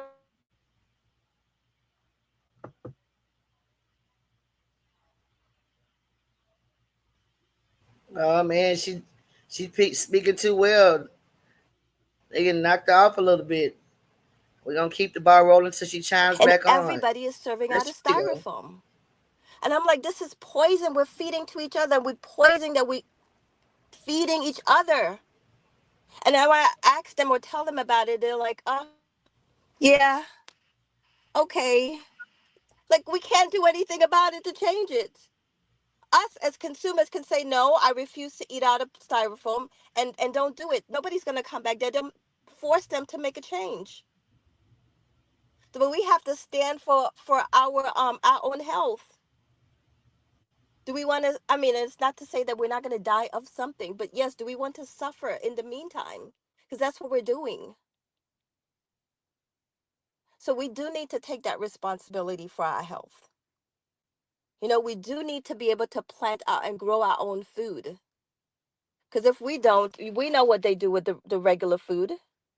Half of it is poisoned with poor soil. This is why most of us are sick. So I would really like us to be more conscious of this as we move on. Because it's not just for us, it's for our children. Some of us are older and we're like, oh, whatever, doesn't matter. But what about our children and our grandchildren? Don't we want them to have happier lives, to suffer less than we did? That's just, one part of it. And to be able to work together with each other. Because health is not just about, our physical health. It's also about our mental and our spiritual health, right? So we know that the new Africans or Afro descendants, which is all of us here in the West as Black people, that we do have some linkage to um, with each other. One, from suffering through slavery, our enslavement, because when they waged war, they didn't wage war on one part of Africa; it was all of Africa, and they moved us all around from Africa, and even families that were broken up. Some went to some parts of the Caribbean, some went to some parts of the Americas. So, whichever way we look at it, and some were already here. However we look at it, we're all family, and we've suffered from whitey. So knowing this should want to bring us together. So we had a revolution in Haiti, but why did it fail? They had no one to communicate with. They had no one to lend a hand to. So that nation couldn't survive on its own. They had no way to no other connection back to the motherland or even to the US, because here we are fighting in another war. So we have to look past our petty differences and know that we have that, like Malcolm X said, we do have that one person, that one common enemy that we should be fighting against, and not each other. So it's not just about like I said, our health in terms of what we do, what we put, it's so much. I'm telling you, they're coming at us all on all fronts to destroy us. So we have to be conscious and aware of those things that that affect our mental and our spiritual and our physical health. So I hope I have to turn this light off. It's making me hot. So I'm hoping as we move forward, that we keep these things in mind, and that we can learn more about how we want to be healthy, and learn and everything in life is going to be difficult for not just for us, but that's just life, right? So but we take little steps, that whatever we need to do to improve our health, to improve our health of our children, and to improve the health of our environments, and that we can be able to work together on this one mission that we have, is to build our nation. And it's whether it's here or in the Caribbean or in South America or in Africa, we're all working for that one thing. So that now that when we do have our independence, that we can share and trade with each other. Because you don't have this, I can give that to you. You can give me what I need. Because this is what's important to make us able to move forward into the future, right? Because once we have our own nation, that's not just it, right? Because they can easily crush us being alone. But together, 1 billion of us, they can't crush us. The Chinese understood this, and this is why they built a nation. And then they promoted the Chinese way. It's like when we build our nation, we have to promote, our way, the African way, the native way, whatever we want to call ourselves, almost the same thing. So I'd like us to be able to have some true unity, because we all are suffering the same. Ain't no one is better, off than the other. Because in their mind, when they see us, they see that one person, that black, what they call us. And it's like to crush us with whatever and with whatever they want. Ha, they have many ways of doing that. And even coming to each individuals or smaller groups to say, you know, um, they got a better way of getting out of the mess, you know? Oh, we built this country, so why would we want to leave it? Why would we want to not be a part of it when this country is not giving us anything? We see, I see it every day. And it's even difficult to be healthy, like I said, mentally, spiritually, or anything else. When you're hungry, you want to go out the street to get something to eat, it's only junk. You can't even come outside. The air is bad. So either we want to be a part of this junk, or we want to create a real better world for our people, and for the world in itself, right? Because we don't live on an island with our own air. Because everything that happens to everyone, it's shared across the world. And as Dr. Francis Cress Wilson says, we are the mothers and fathers of the people of the planet, and it's our duty to set the world straight. But we have to be straight ourselves, right? Mentally, physically, and spiritually, and give thanks. So I hope for us better health for the year moving forward. Thank you. Thank you, Sister Uhuru. Actually, I mean, really, you really, I'm learning something because I swear to God, I got some eucalyptus, I got mint, I got melanin, I got echinacea. I'm taking everything to clear this congestion. So the trees is pollinating up my nose. Oh, Yeah. okay, okay. Well, again, we thank you for coming, and happy Nation Day to you.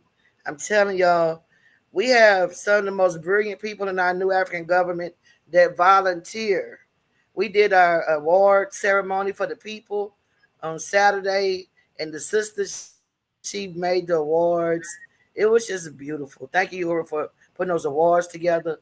And a couple of the My people that we pleasure. gave awards to, and I've seen them doing work, no problem. Seen them doing work over the years. They said no one had ever given them an award before. I thought it was really touching. But it's important that we give back and we recognize the great people we have. Our roster keeps getting deeper now. Brother Jamoke, we got our Minister of Defense. Our Minister of Economics, Brother Eugene. Now Brother Obi. This brother is a heavy hitter too. He does a lot of work not only here in the United States but in Africa. We had the honor of meeting this brother. He called and asked us to present before the African Union. I was like, the African Union, of course. And that was in 2016, 20. It's 2019. Remind me, but I know 2019, yeah. And the brother, he was like, "Sister, y'all need to really work on y'all economics. Let me be a part helping direct that." I was like, "Of course." So he came on as a regular contributor to the New Black Panther Party radio blog talk every Thursday during the Pan African business report. So, and I'm just sitting here just as, how you have people, good people around, and it dawned on me. I'm like, man, we had an unfortunate situation where one of our comrades' daughters came up missing in South Carolina. He came down and helped us find them. We had a situation where another brother got into a situation. He was there. I'm like, you know what, Eugene, man, this man always helping us. It didn't even dawn on me to ask him to join. I like Brother Eugene because he's promoting the party, promoting the PGR. And I'm like, Brother Eugene, would you like to be part of the party? He thought, well, Eugene, I was already a part of the party. What you talking Black power. about? He was already. So we had to basically just give him an official position. I must say, Brother Eugene, brother, don't worry about it. I recruited Brother Jamoke too. I recruited Brother Jamoke to be the what was your position, Brother Jamoke? He got a device was disconnected. Brother Jamoke was our minister of culture, is what he was, a minister of culture.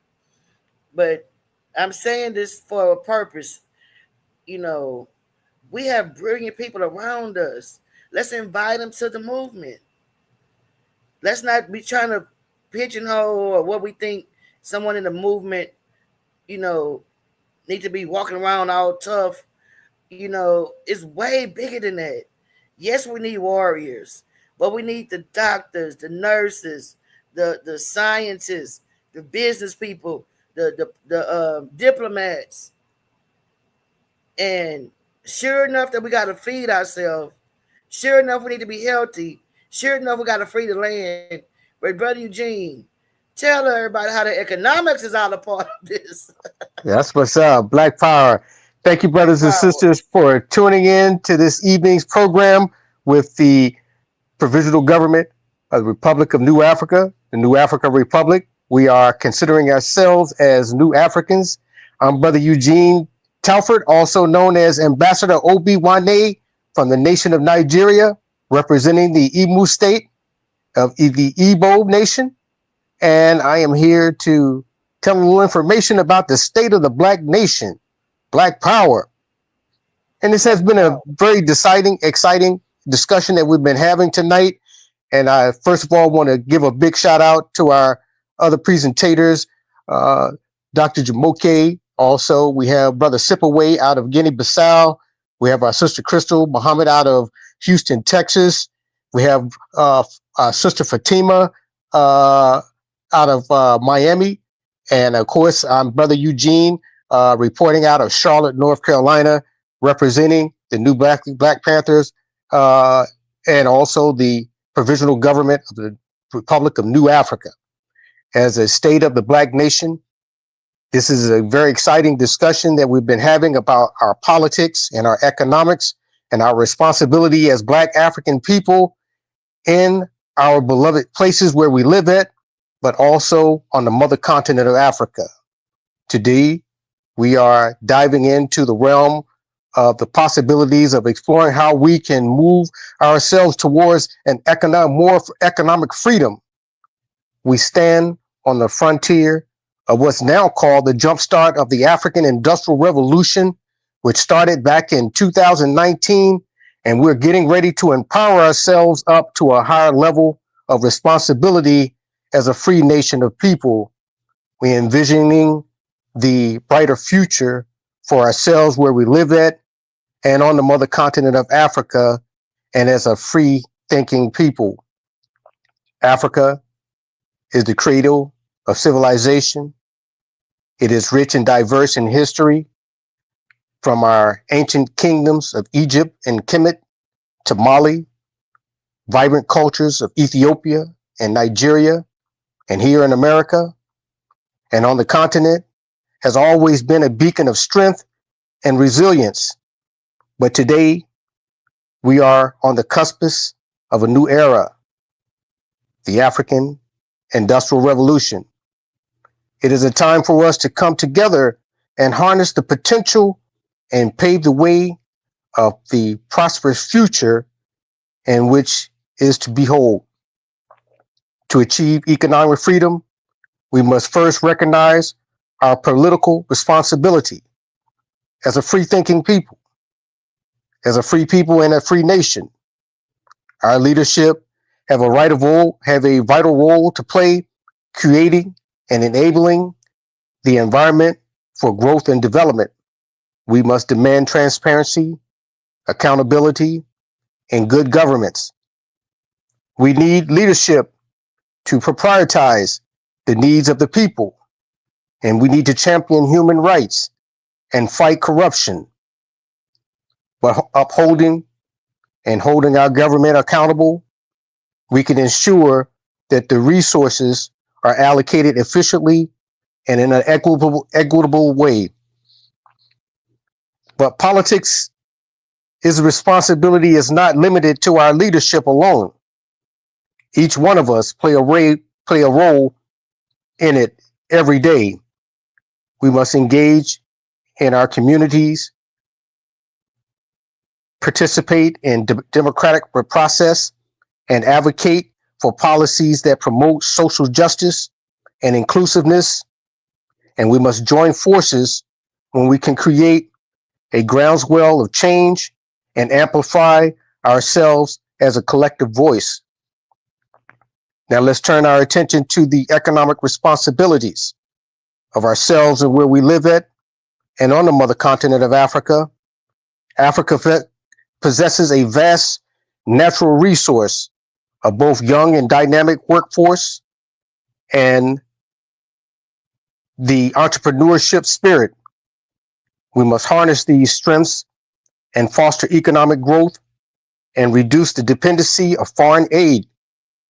It is time for us to break free from the chains of the underdevelopment and become more self-reliant. Investing in education is a critical step towards economic freedom. By empowering our youth and the quality of education and the technical skills, we unlock the potential to be leaders and innovators of tomorrow. Education provides the foundation of sustainability, of economic growth, and reduce inequality. And together we can ensure that there is no child left behind. Another important aspect of our economic responsibility is promoting intra-Africa trade. We must build bridges, knock down walls within the confinements of where we live at and on the continent. By fostering economic integration, we create a vibrant marketplace for goods and services, attracting investment and creating jobs and employment opportunity. Together, we can unleash the full economic potential of where we live at, as well as in the mother continent of, or on the mother continent of Africa. The State of the Black Nation in 2025 is an important economic survival of African peoples and our African nations. This is a special topic in which we're discussing today on this broadcast to address the State of the Black Nation of 2025. Today, the topics are important for our survival as African people and as African nations. The Black grassroots organizations and leaders that you see here on this broadcast platform, it is here to enlighten you of the critical issues that offer our insight. But before we begin, let's make a movement to reflect the journey that has brought us to this point. In 2025, we find ourselves in a pivotal moment in history. African nations have had significant strides in the various fields of technologies to arts, education, healthcare. Yet we must acknowledge the persistent challenge that we face as African people in the pursuit of economic prosperity. Economic survival is not just a desire, it is a necessity for the growth and the development of a Black nation and our Black nations around the globe. Some may ask, well, Brother Eugene, can you provide some insight into the current economic landscape of the African diaspora and those that are based on the continent? Certainly, the African nations have shown resilience and the potential over the years, but if economic challenges persist, higher employment rates, unemployment rates, economic inequality, and the limited access to resources continue to impede our progress. However, it is important to note that Africa possesses a vast resources, both natural and human. To achieve economic survival, we must harness the resources that effectively and create an environment that encourage entrepreneurship, innovation, as well as investing into our communities and reinvesting. That is a powerful point for entrepreneurs, and investments are indeed is very crucial for us to survive.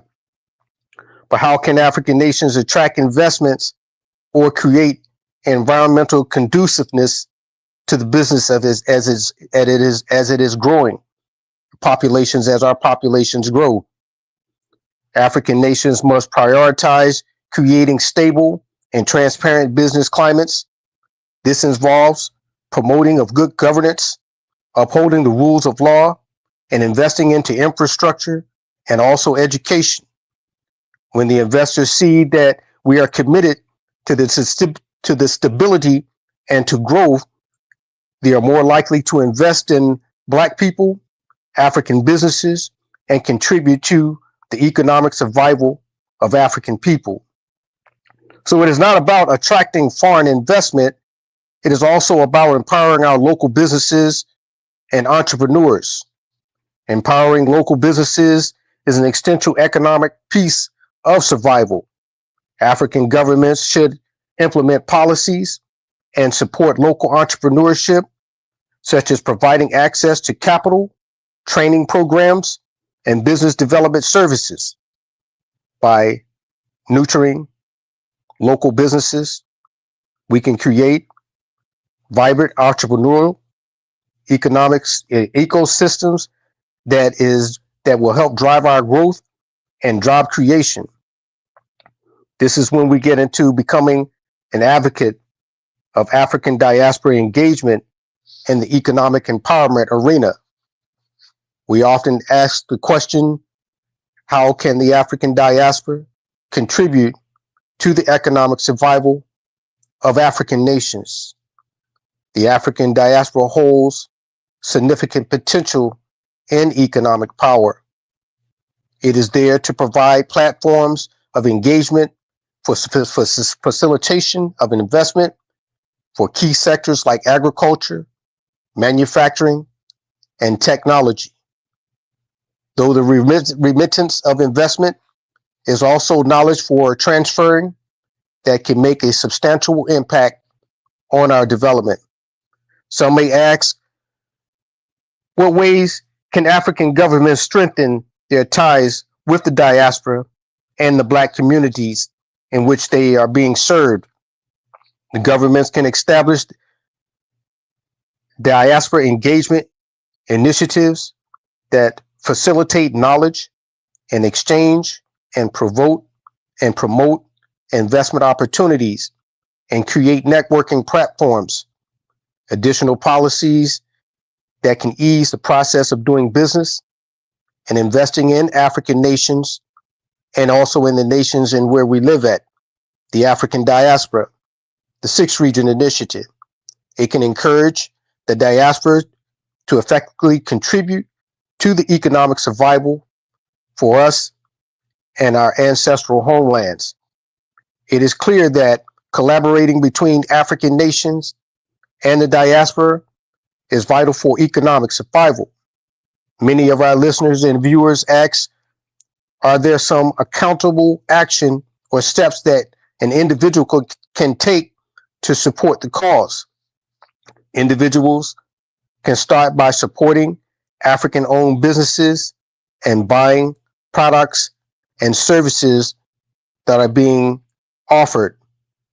By consciously choosing African brands, we can stimulate local economies and the creation of job opportunities.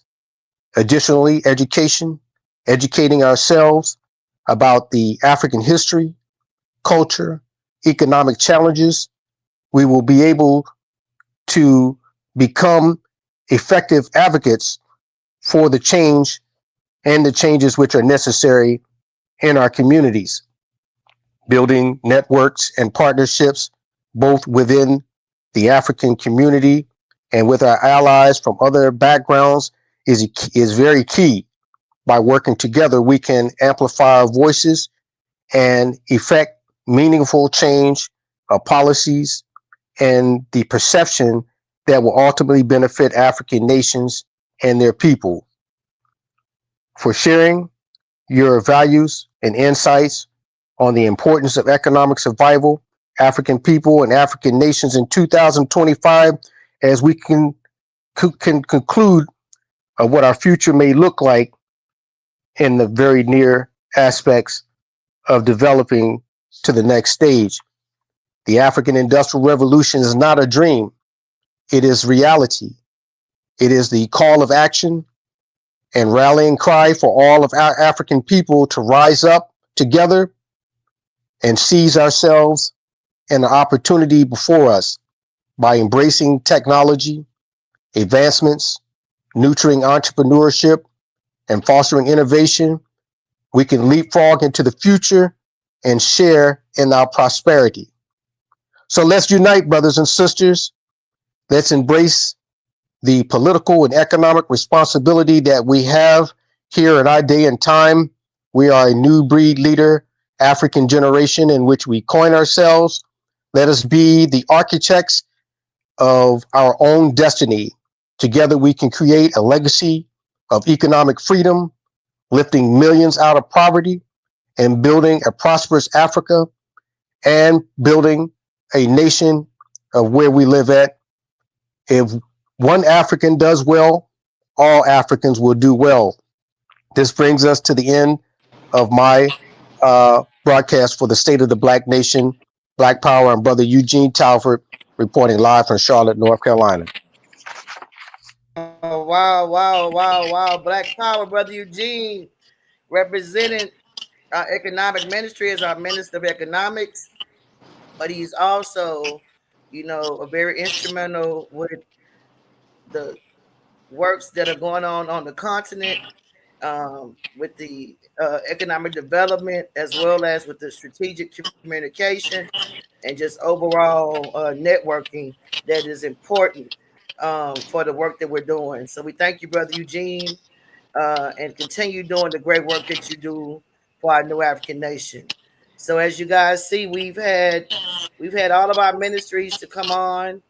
Um, we've had our host to our great host, who is also our minister of interior.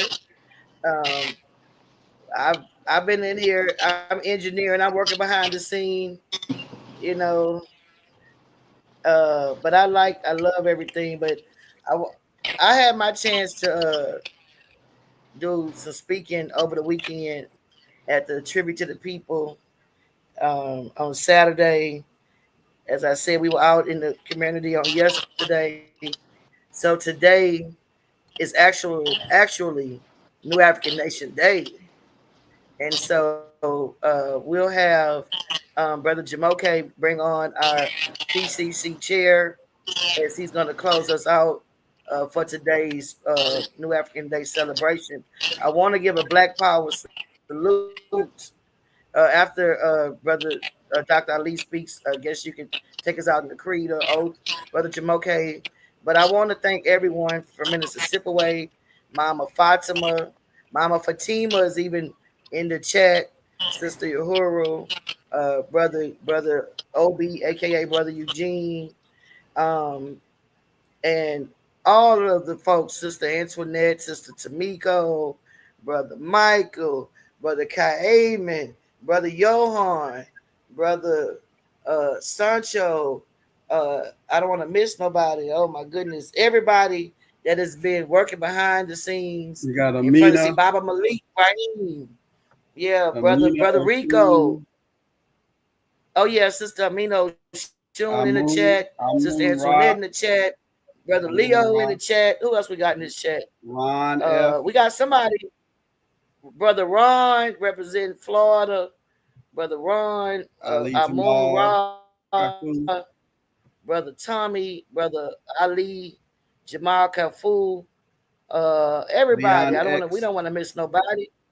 Ron, who's that? X Antoinette. Leon, Oh yeah, Leon, and we even got I think this is one of our new Panther brothers. He's in the right quick, Dr. Ali. Let's see. Is this brother out of this one of our new brothers out of New York? Is that you, Brother Kareem?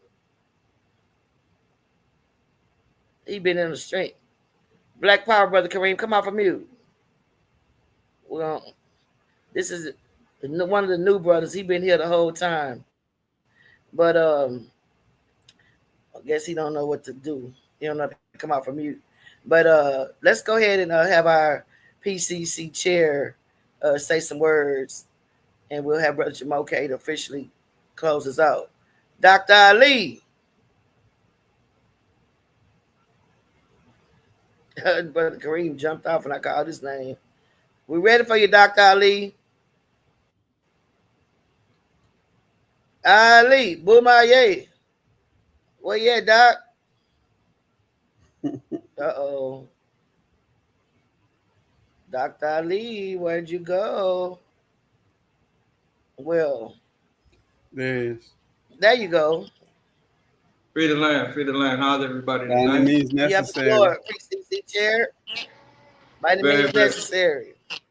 very good. We're definitely, happy that all of those who were able to attend this weekend's Nations Day weekend was able to do so. Happy Nation Day to all new African people, conscious new African citizens, and the collective of new Africans in particular. Also to all the government officials, and for those who actually have made the RNA, the pgRNA, what it is. And of course, we have a ways to go and a ways to grow. The most important thing to any people, when it first thing starts with family, then from family you get community, from community you get a nation, and nation represents country, and everything beyond that magnitude. It's very, very important. Most people don't understand how serious it is, but land is the basis of freedom, justice, and equality, also independence as well.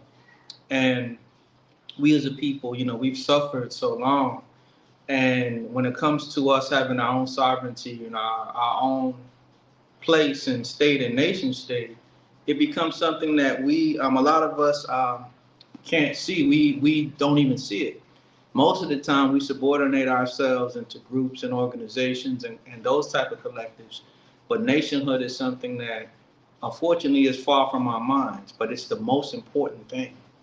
It's highly, highly important, and it's very important that we, as a people, understand that. We suffered hundreds of years of bondage and slavery. We're at a very pivotal time right now, especially in what's going on in the United States of America. They currently have a regime. Of course, everybody knows the acronym MAGA, but it's one of the most devastating regimes they've had in a long time. It's not like they haven't had anything treacherous against us, but we understand what we've gone through. And the most important thing I need us to always do is never forget, because those, as the adage goes, those who don't remember, or those who, I'm paraphrasing it now, learn the lessons of history, are always doomed to repeat it. And we keep going over all of these cycles over and over again. We must never forget that we are people who, when our original lands and habitats, whether that's on the continent, whether that's in on these shores, and we were invaded. We were invaded. We were terrorized and traumatized. You know, our people were taken to seasoning camps, and we don't understand how serious that is. And a lot of that has to do with how we become so complacent and don't think of a nation of our own too, because what happened to our minds? We always forget, and a lot of times trauma does that anyway. But we got transgenerational trauma, which is a deeper topic for another time. But getting back to the point though, so there were deliberate things done to us. We were taken into seasoning camps or reconditioning camps, and there were obtrusive or imposed things done to our minds where we were robbed of our identity, our traditions, our culture, our folkways, our mores, our norms, and all of those things that constitute just our own humanity. And it was intentional through very, very, very, very harsh, abusive traumas. You know, we were beaten and tortured, and it was not just done to just beat and torture us. It was done as a means to an end, to make us a controlled people, to make us a zombified people, where our only mental outlook and perspective was that of a slave and that is of a tool for those who unfortunately were our owners, right? But moving right along, in that junction, we were taught to hate everything that had anything to do with ourselves. And we begin to internalize the self-hatred, internalize racism and all those other things, and to hate where we came from. So we hated Africa. And then it got so sick to where when we had a generation that was not from Africa, but after the grandparents came, the diss was, oh, them damn Africans, I'm not from Africa. It was always that thing. And the parasitical and sad part I see right now amongst our people is that we have a segment of us who now are so, I'm going to say, so traumatized in our transgenerational trauma that we've tried to detach ourselves from Africa. And I'm saying that to say we are the Provisional Government Republic of New Africa. We have a segment and a trend amongst ourselves now where people are trying to disconnect from just being African, much less understanding what a new African is. So it's our duty to keep up with this understanding, to know where we came from, to know what's going on. Yeah, people who talk about slavery never happened, they say. Oh, they couldn't put all those people on slave ship. They didn't even understand how deep this is. There's logs that verify this stuff empirically. And there was 30,000 trips altogether taken. And it's a very deep thing and a very deep history. I mean, UNESCO recorded a long time ago that we lost over 250 million Africans in the Middle Passage alone. That's a large number. You say, oh, how? I mean, this is a very sick thing. You have to think about it like this. Things like this is done today. They do it with animals. They do it with cattle. They do it with primates. They do this with all sorts of living things where they bunch them all up for whatever profit they are. Some die and some do make it. Some, it is what it is. On that end, they feel, in that context. But not to digress or get off point of off task but to stay on topic, it is very important that we keep up with the understanding of what is going on. I mean, what happened to us? Again, we were tortured and taken seasoning camps and abused, beaten. They would take pregnant black women and tie ropes to their hands and to their feet and around their heads sometimes. Same thing with the men, and tie them to animals and beat them and shoot them and have them run in opposite directions. And any of us who would try to have empathy or sympathy will be attacked. But this was done, again, to create a certain result. It was a means to an end in the seasoning or conditioning camp. So when we look, we're like, they're like, hey, what's your name, boy? Or your name is Omawale? Well, not today, boy. Your name is Billy. And my last name is Jenkins. And this is the Jenkins plantation. Or after you leave this seasoning camp here in the Caribbean, you're going stateside to the Jenkins plantation. What's your name, girl? Your name is Zangana. Today, girl, your name is Sally. And my name is Jenkins, and this is a Jenkins plantation, or we're taking you to the Jenkins plantation. Walk like this, talk like this, act like this, nigga, obtrusive, socially engineering us into this thing that they call the nigga. And what our people, not saying that we're intentionally trying to be or act like something, but those robbed of a knowledge of self and given it a safe hatred, internalized, degenerate, genocidal characteristics, fratricidal characteristics, sometimes phalamicidal characteristics. And honestly, at the end result of it is what I diagnose that we have. I coined it a traumatic Black African Holocaust disorder. Now, there were many greats, before who the first was Franz Fanon, who made it clear that oppression and colonialism and slavery, had a serious psychological effect on the oppressed or those who were colonized or those who were slaves. And then after him, we get the greats, Dr. Francis Quest Wilson, rest in peace, rest in power. Dr. Nellie Fuller Jr., rest in peace, rest in power. Dr. Bobby Wright, Dr. Naeem Akbar, Dr. Amos Wilson, all the greats. And last but not least, in that great dynamic, Dr. Joy DeGruy, who was the first to make some type of clarity and say that we had post-traumatic slavery syndrome, sometimes coined post-traumatic slavery disorder, as a result of slavery. And she gave her clinical analysis that the society would have to change in order for us to get past that. Great people. Now, what makes the traumatic Black African Holocaust disorder unique is because I've identified over 80 different corollaries. 80, like this is a spectrum disorder, or 80 different dynamics of this base illness. And it's deep. But again, it is a result of our Holocaust. Now, what does this have to do with New African Nations Day and being a New African? The first context is we have to understand and identify with the fact that we are an African people. And like I said, I'm speaking not just to, want to hear my own voice, not to lecture, not to preach, not to give information to the choir. I'm speaking because it is an issue going on with our people now that we are losing and have lost that identification. And I'm not knocking the fact that some of us do have indigenous roots, but we have both.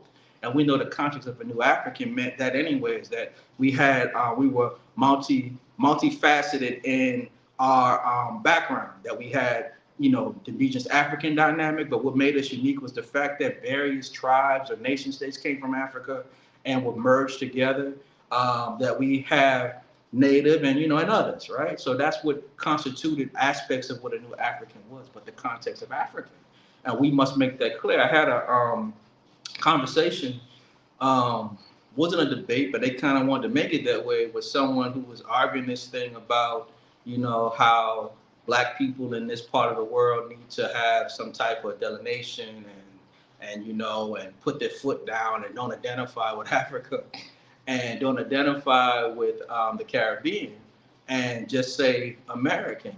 And then, because, we all different and we look different. So I said, my response was that you cannot, tell the difference. Like, what are you talking about? And so then, they made mention about how do you tell a person who's Chinese and Japanese from all these different things they start talking about, but people, identifying themselves and all this other stuff. So I tried to explain something to them, like, very clear, because they were saying, Black people in the Caribbean are arrogant and, they call themselves Jamaican, they say Bahamian, they say Haitian. I said, but what you don't know is the different dynamics of the struggle.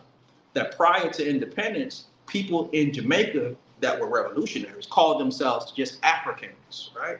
People in other parts, in the Bahamas and other places, they called themselves just Africans. They didn't identify with the nation because the nation was under the control of the enemy. So they didn't identify with the nation. They only identified with the nation after the what I'm going to say sham independence, but at least after it was as if they were the people in power. And how does that apply in this part of the world? Like Malcolm said, he said, we're not any kind of American. He said, he made that clear because that identifies the oppressor.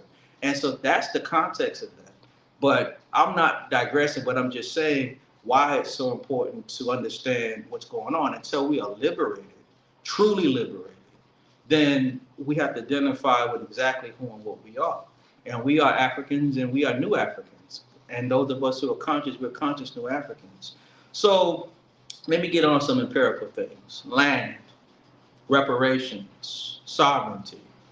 For those of you who are interested and curious about the Republic of New Africa, these are the things that we represent. We've identified 5 states as our national territory. For those who are interested in being involved with the Republic of New Africa, get involved. We need all the brilliant minds that can come together, and just anybody and everybody who's ready and positive and constructive on having a nation, building a nation, and working with a collective. Like Madam President said a moment ago, stated that it's not all about people being all rough and aggressive. That it's about all types of minds. And it's very important that we understand those balances. Because it's clear what it is that we need. So land is important. Sovereignty is important. With sovereignty comes aspects of different diplomacy is important. Reparations and restitution is not a game. That is important. Poverty is a crime against humanity. And we as a people are very impoverished people. Black people, people of African descent. And I say African descent. African descent. And not knocking when people hyphenate it to the Afro or whatever, but I'm saying African, not Afro descent, African. African descent, not Afro descent, but African descent. People of African descent. It's very important and imperative that we understand who we are and how to identify with who we are and how to get on this nation thing. Wherever you at, whatever city or state you are at, if you are a black person, you're automatically a citizen of the Republic of Africa, unless you say you don't want to be. And then once you take hold and take hold and you get, you become a conscious new African citizen, that's a different dynamic. But we want everybody, to come on board. And I was talking about reparations. Reparations is not conjecture. It's not, oh, we think they're going to do it. It's actually the law, according to international law. When the people are survivors of genocide and crimes against humanity and ethnic cleansing and a Holocaust, as we were, not just any Holocaust, not just some simple Holocaust, but the Black African Holocaust. And let's make that clear, the Black African Holocaust, right? Well, we've lost hundreds of millions of lives. When you disrespect and deny our African origins, when you disrespect and deny slavery, when you disrespect and deny all that, you disrespect and deny our own Holocaust, which is insane. But we know that from the self-hatred, people don't want to identify no more. And it's so sad that this is going on to that extent. And the thing about it is that in dealing with this whole MAGA thing, and somebody that saw they just wrote that, you have people out there, I don't want to say no names of those people because I'm not trying to be divisive, but you have actual groups who put American at the end of what they call themselves, and they represent almost like they're these Trump people or MAGA in black faces and being divisive and alienating people, and they don't like Africa, and it has become a trend. They also deal with this anti-immigration thing with it too, and it's become a real serious trend. And when I say trend, I'm not playing. Like right now, I'm in Illinois, and that's where I currently. I'm usually in Florida, sometime in Mississippi, but I'm in Illinois right now, and that's the trend here. It's the trend in Florida. It's the trend throughout wherever we are. It's the trend now to do this madness, and we got to stop. And we know that MAGA is a serious threat because of the fact of what you got going on. You got the total unification of rabid racist, white supremacists, white nationalists, the Ku Klux Klan, the conspiracy theorist cliques like the QAnon, the anti-immigration, the anti-LG, all that stuff, in the white supremacists, anti-women. It's all put together in one big bubble. That's the first. Then you got where the elements in so-called law enforcement, the Blue Lives Matter, the Back to Blue, all of that united. And then you got the executive, the legislative, the judicial, and the courts. And then lastly, one element they always was infused with was the so-called elite. So you got the so-called world richest man financing and controlling all of this. One thing I want people to wise up on is this: if you're monitoring that the ideological father of Elon Musk and J.D. Vance is a man by the name of Curtis Yarvin. And he wrote out in 2022 something he called the Butterfly Revolution of what a second Trump actual administration would look like. And in that context, he said that this time it won't be all about him, that he'll just be somewhere in the cut, that the presidential role would be a decorative, but there'd be like this CEO who would be the CEO dictator. And he called it RAGE, which means retire all government employees. That's what Doge is. It's just the same thing, just rebranded and renamed, but it's about the total sabotage of everything. And with that, so just sit back and let them do it. With that, it's all the stuff they always have planned for us: population stabilization, genocide. You know how it goes, an exacerbation of all of that. This is why they just, are disrespectful, right in our face. Everything Dr. King stood up and fought for, they just, right in our face. The 1964 Civil Rights Act, the 1965 Act, the Housing Act, everything. All that people go, well, DEI, and you don't even know what these things mean. And I'm not going to be long-winded on this, but I'm just speaking, and I'll just say this in summary of that. People say, well, the DEI, and I'm speaking of U.S. politics. We a nation, the PGR, and I'm speaking of that politics because some of our people have to do with citizenship, or some of our people are there. But here's the point: the DEI just help everybody else, just help just white women. First of all, you got to understand that our issues are human issues. That's what Malcolm taught us, and that's what Martin Luther King was gearing towards. He said we can not the civil stuff, that we got to get into our human stuff. Because what are you, a civil? Like, what the heck is that? We're human, right? So in that particular juncture, there are human issues, not being able to work, needing assistance because of this and because of that. These are human issues. So our people who are in the United States of America, our people who are there, are not the social majority, so are the social subordinate. So if there is more white people, more disabled people, more veterans, and of course they're gonna get more of it, but silly you, if you're there, that helps you too. Don't argue about things that don't make sense and try to justify stuff that's going on like things being dismantled in your face is not for real. Because people died and bled and sweat for that in the way that they did.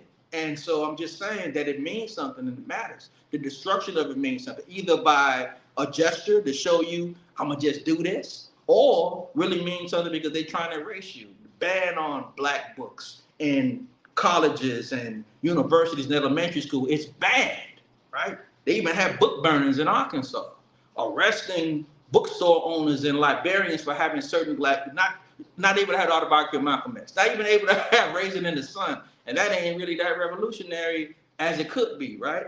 I'm not knocking that; it's a good book, but all of these different things, throughout the country, just total anti against us. And why the books? Because see, if you don't have a knowledge of yourself, then it's easy to make moves on you.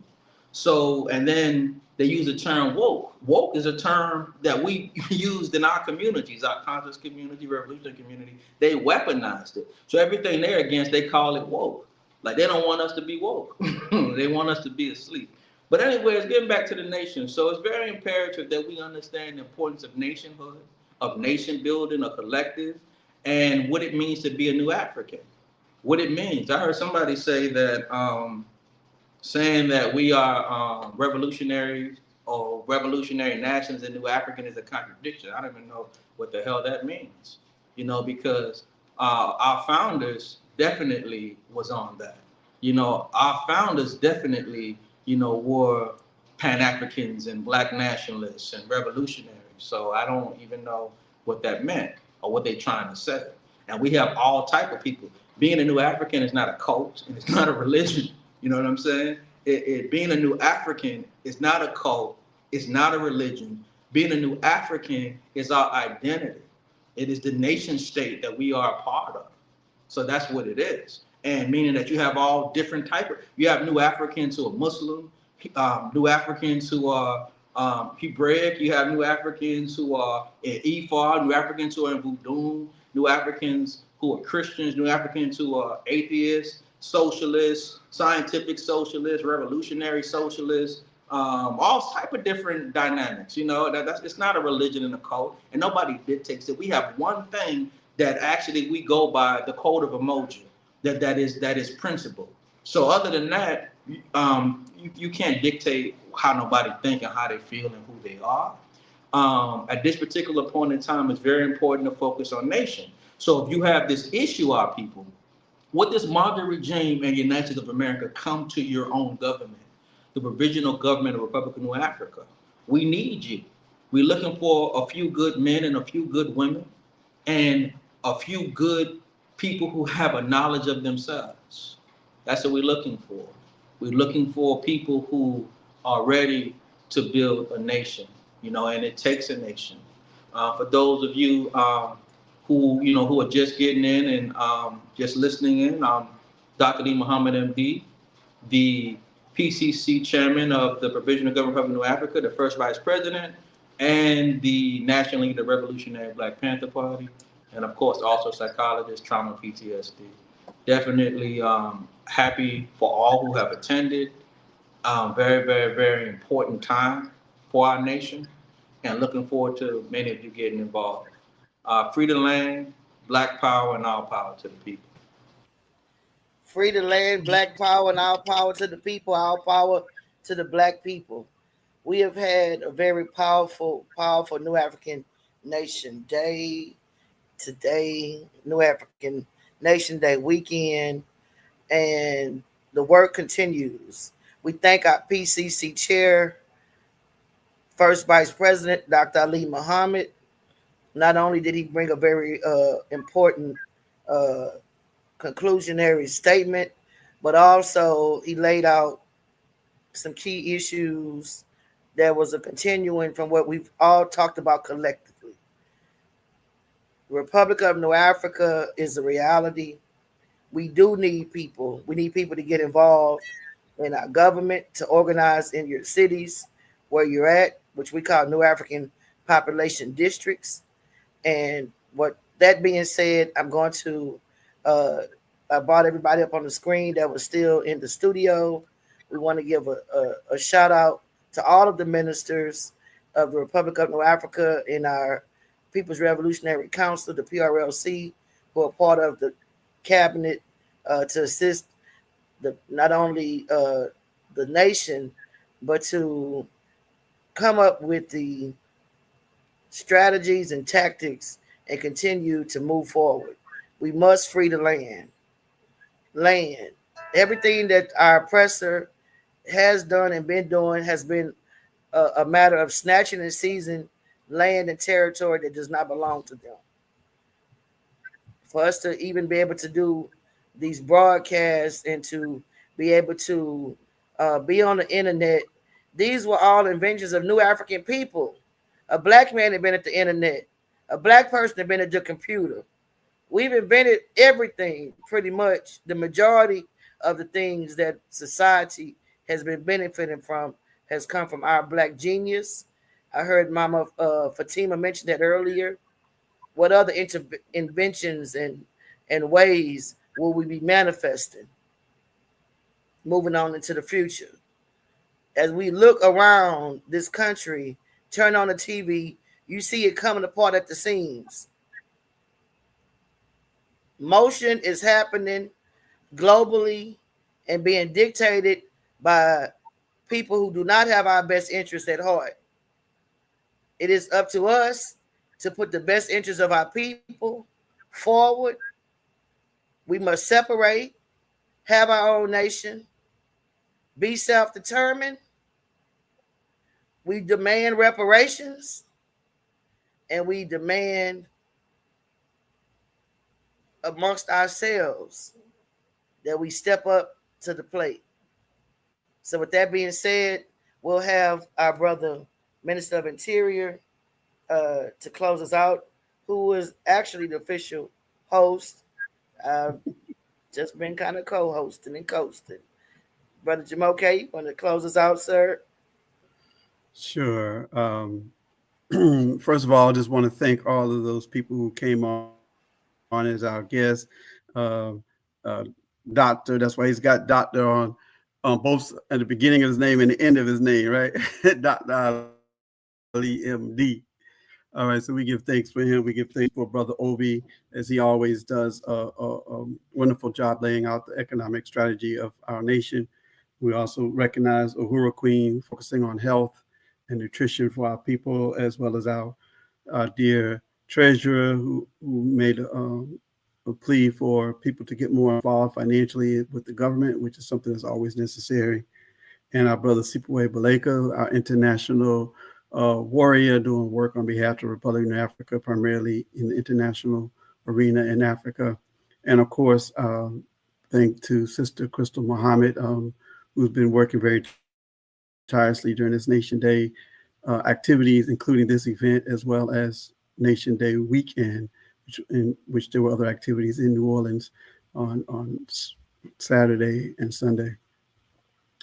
And so, and also thank everybody in the chat that participated in that way. We were thinking we might have some time for Q&A, but I think we're going to go ahead and close it down at this point, as we've been going on for about 3 hours now. So um, this is an important milestone, I'm trying to remember who said it. The fact that we have had a continuity of government from 1968 to now, and we intend to continue to have a continuity of government until we fully manifest a realized government and nation state in these United Snakes of America, which will be known as the Republic of New Africa. So we thank everybody again, Asante Sana, whatever role that you played in this process. And we close out with our new African creed. This is, we usually say this facing the flag. Let's see if I can get my fist in there.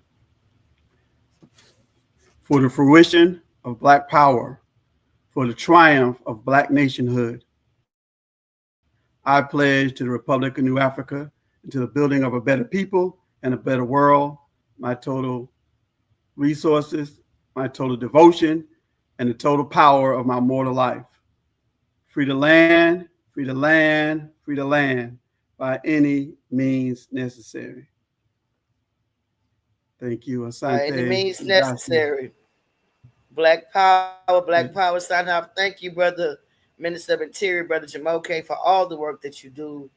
Black Power salute to all the ministers, all the new African citizens, and everyone who supported out this weekend and contributed to making our new African weekend Nation Day success. Black Power signing out. Free the land. Happy Nation Day. Happy Nation Day.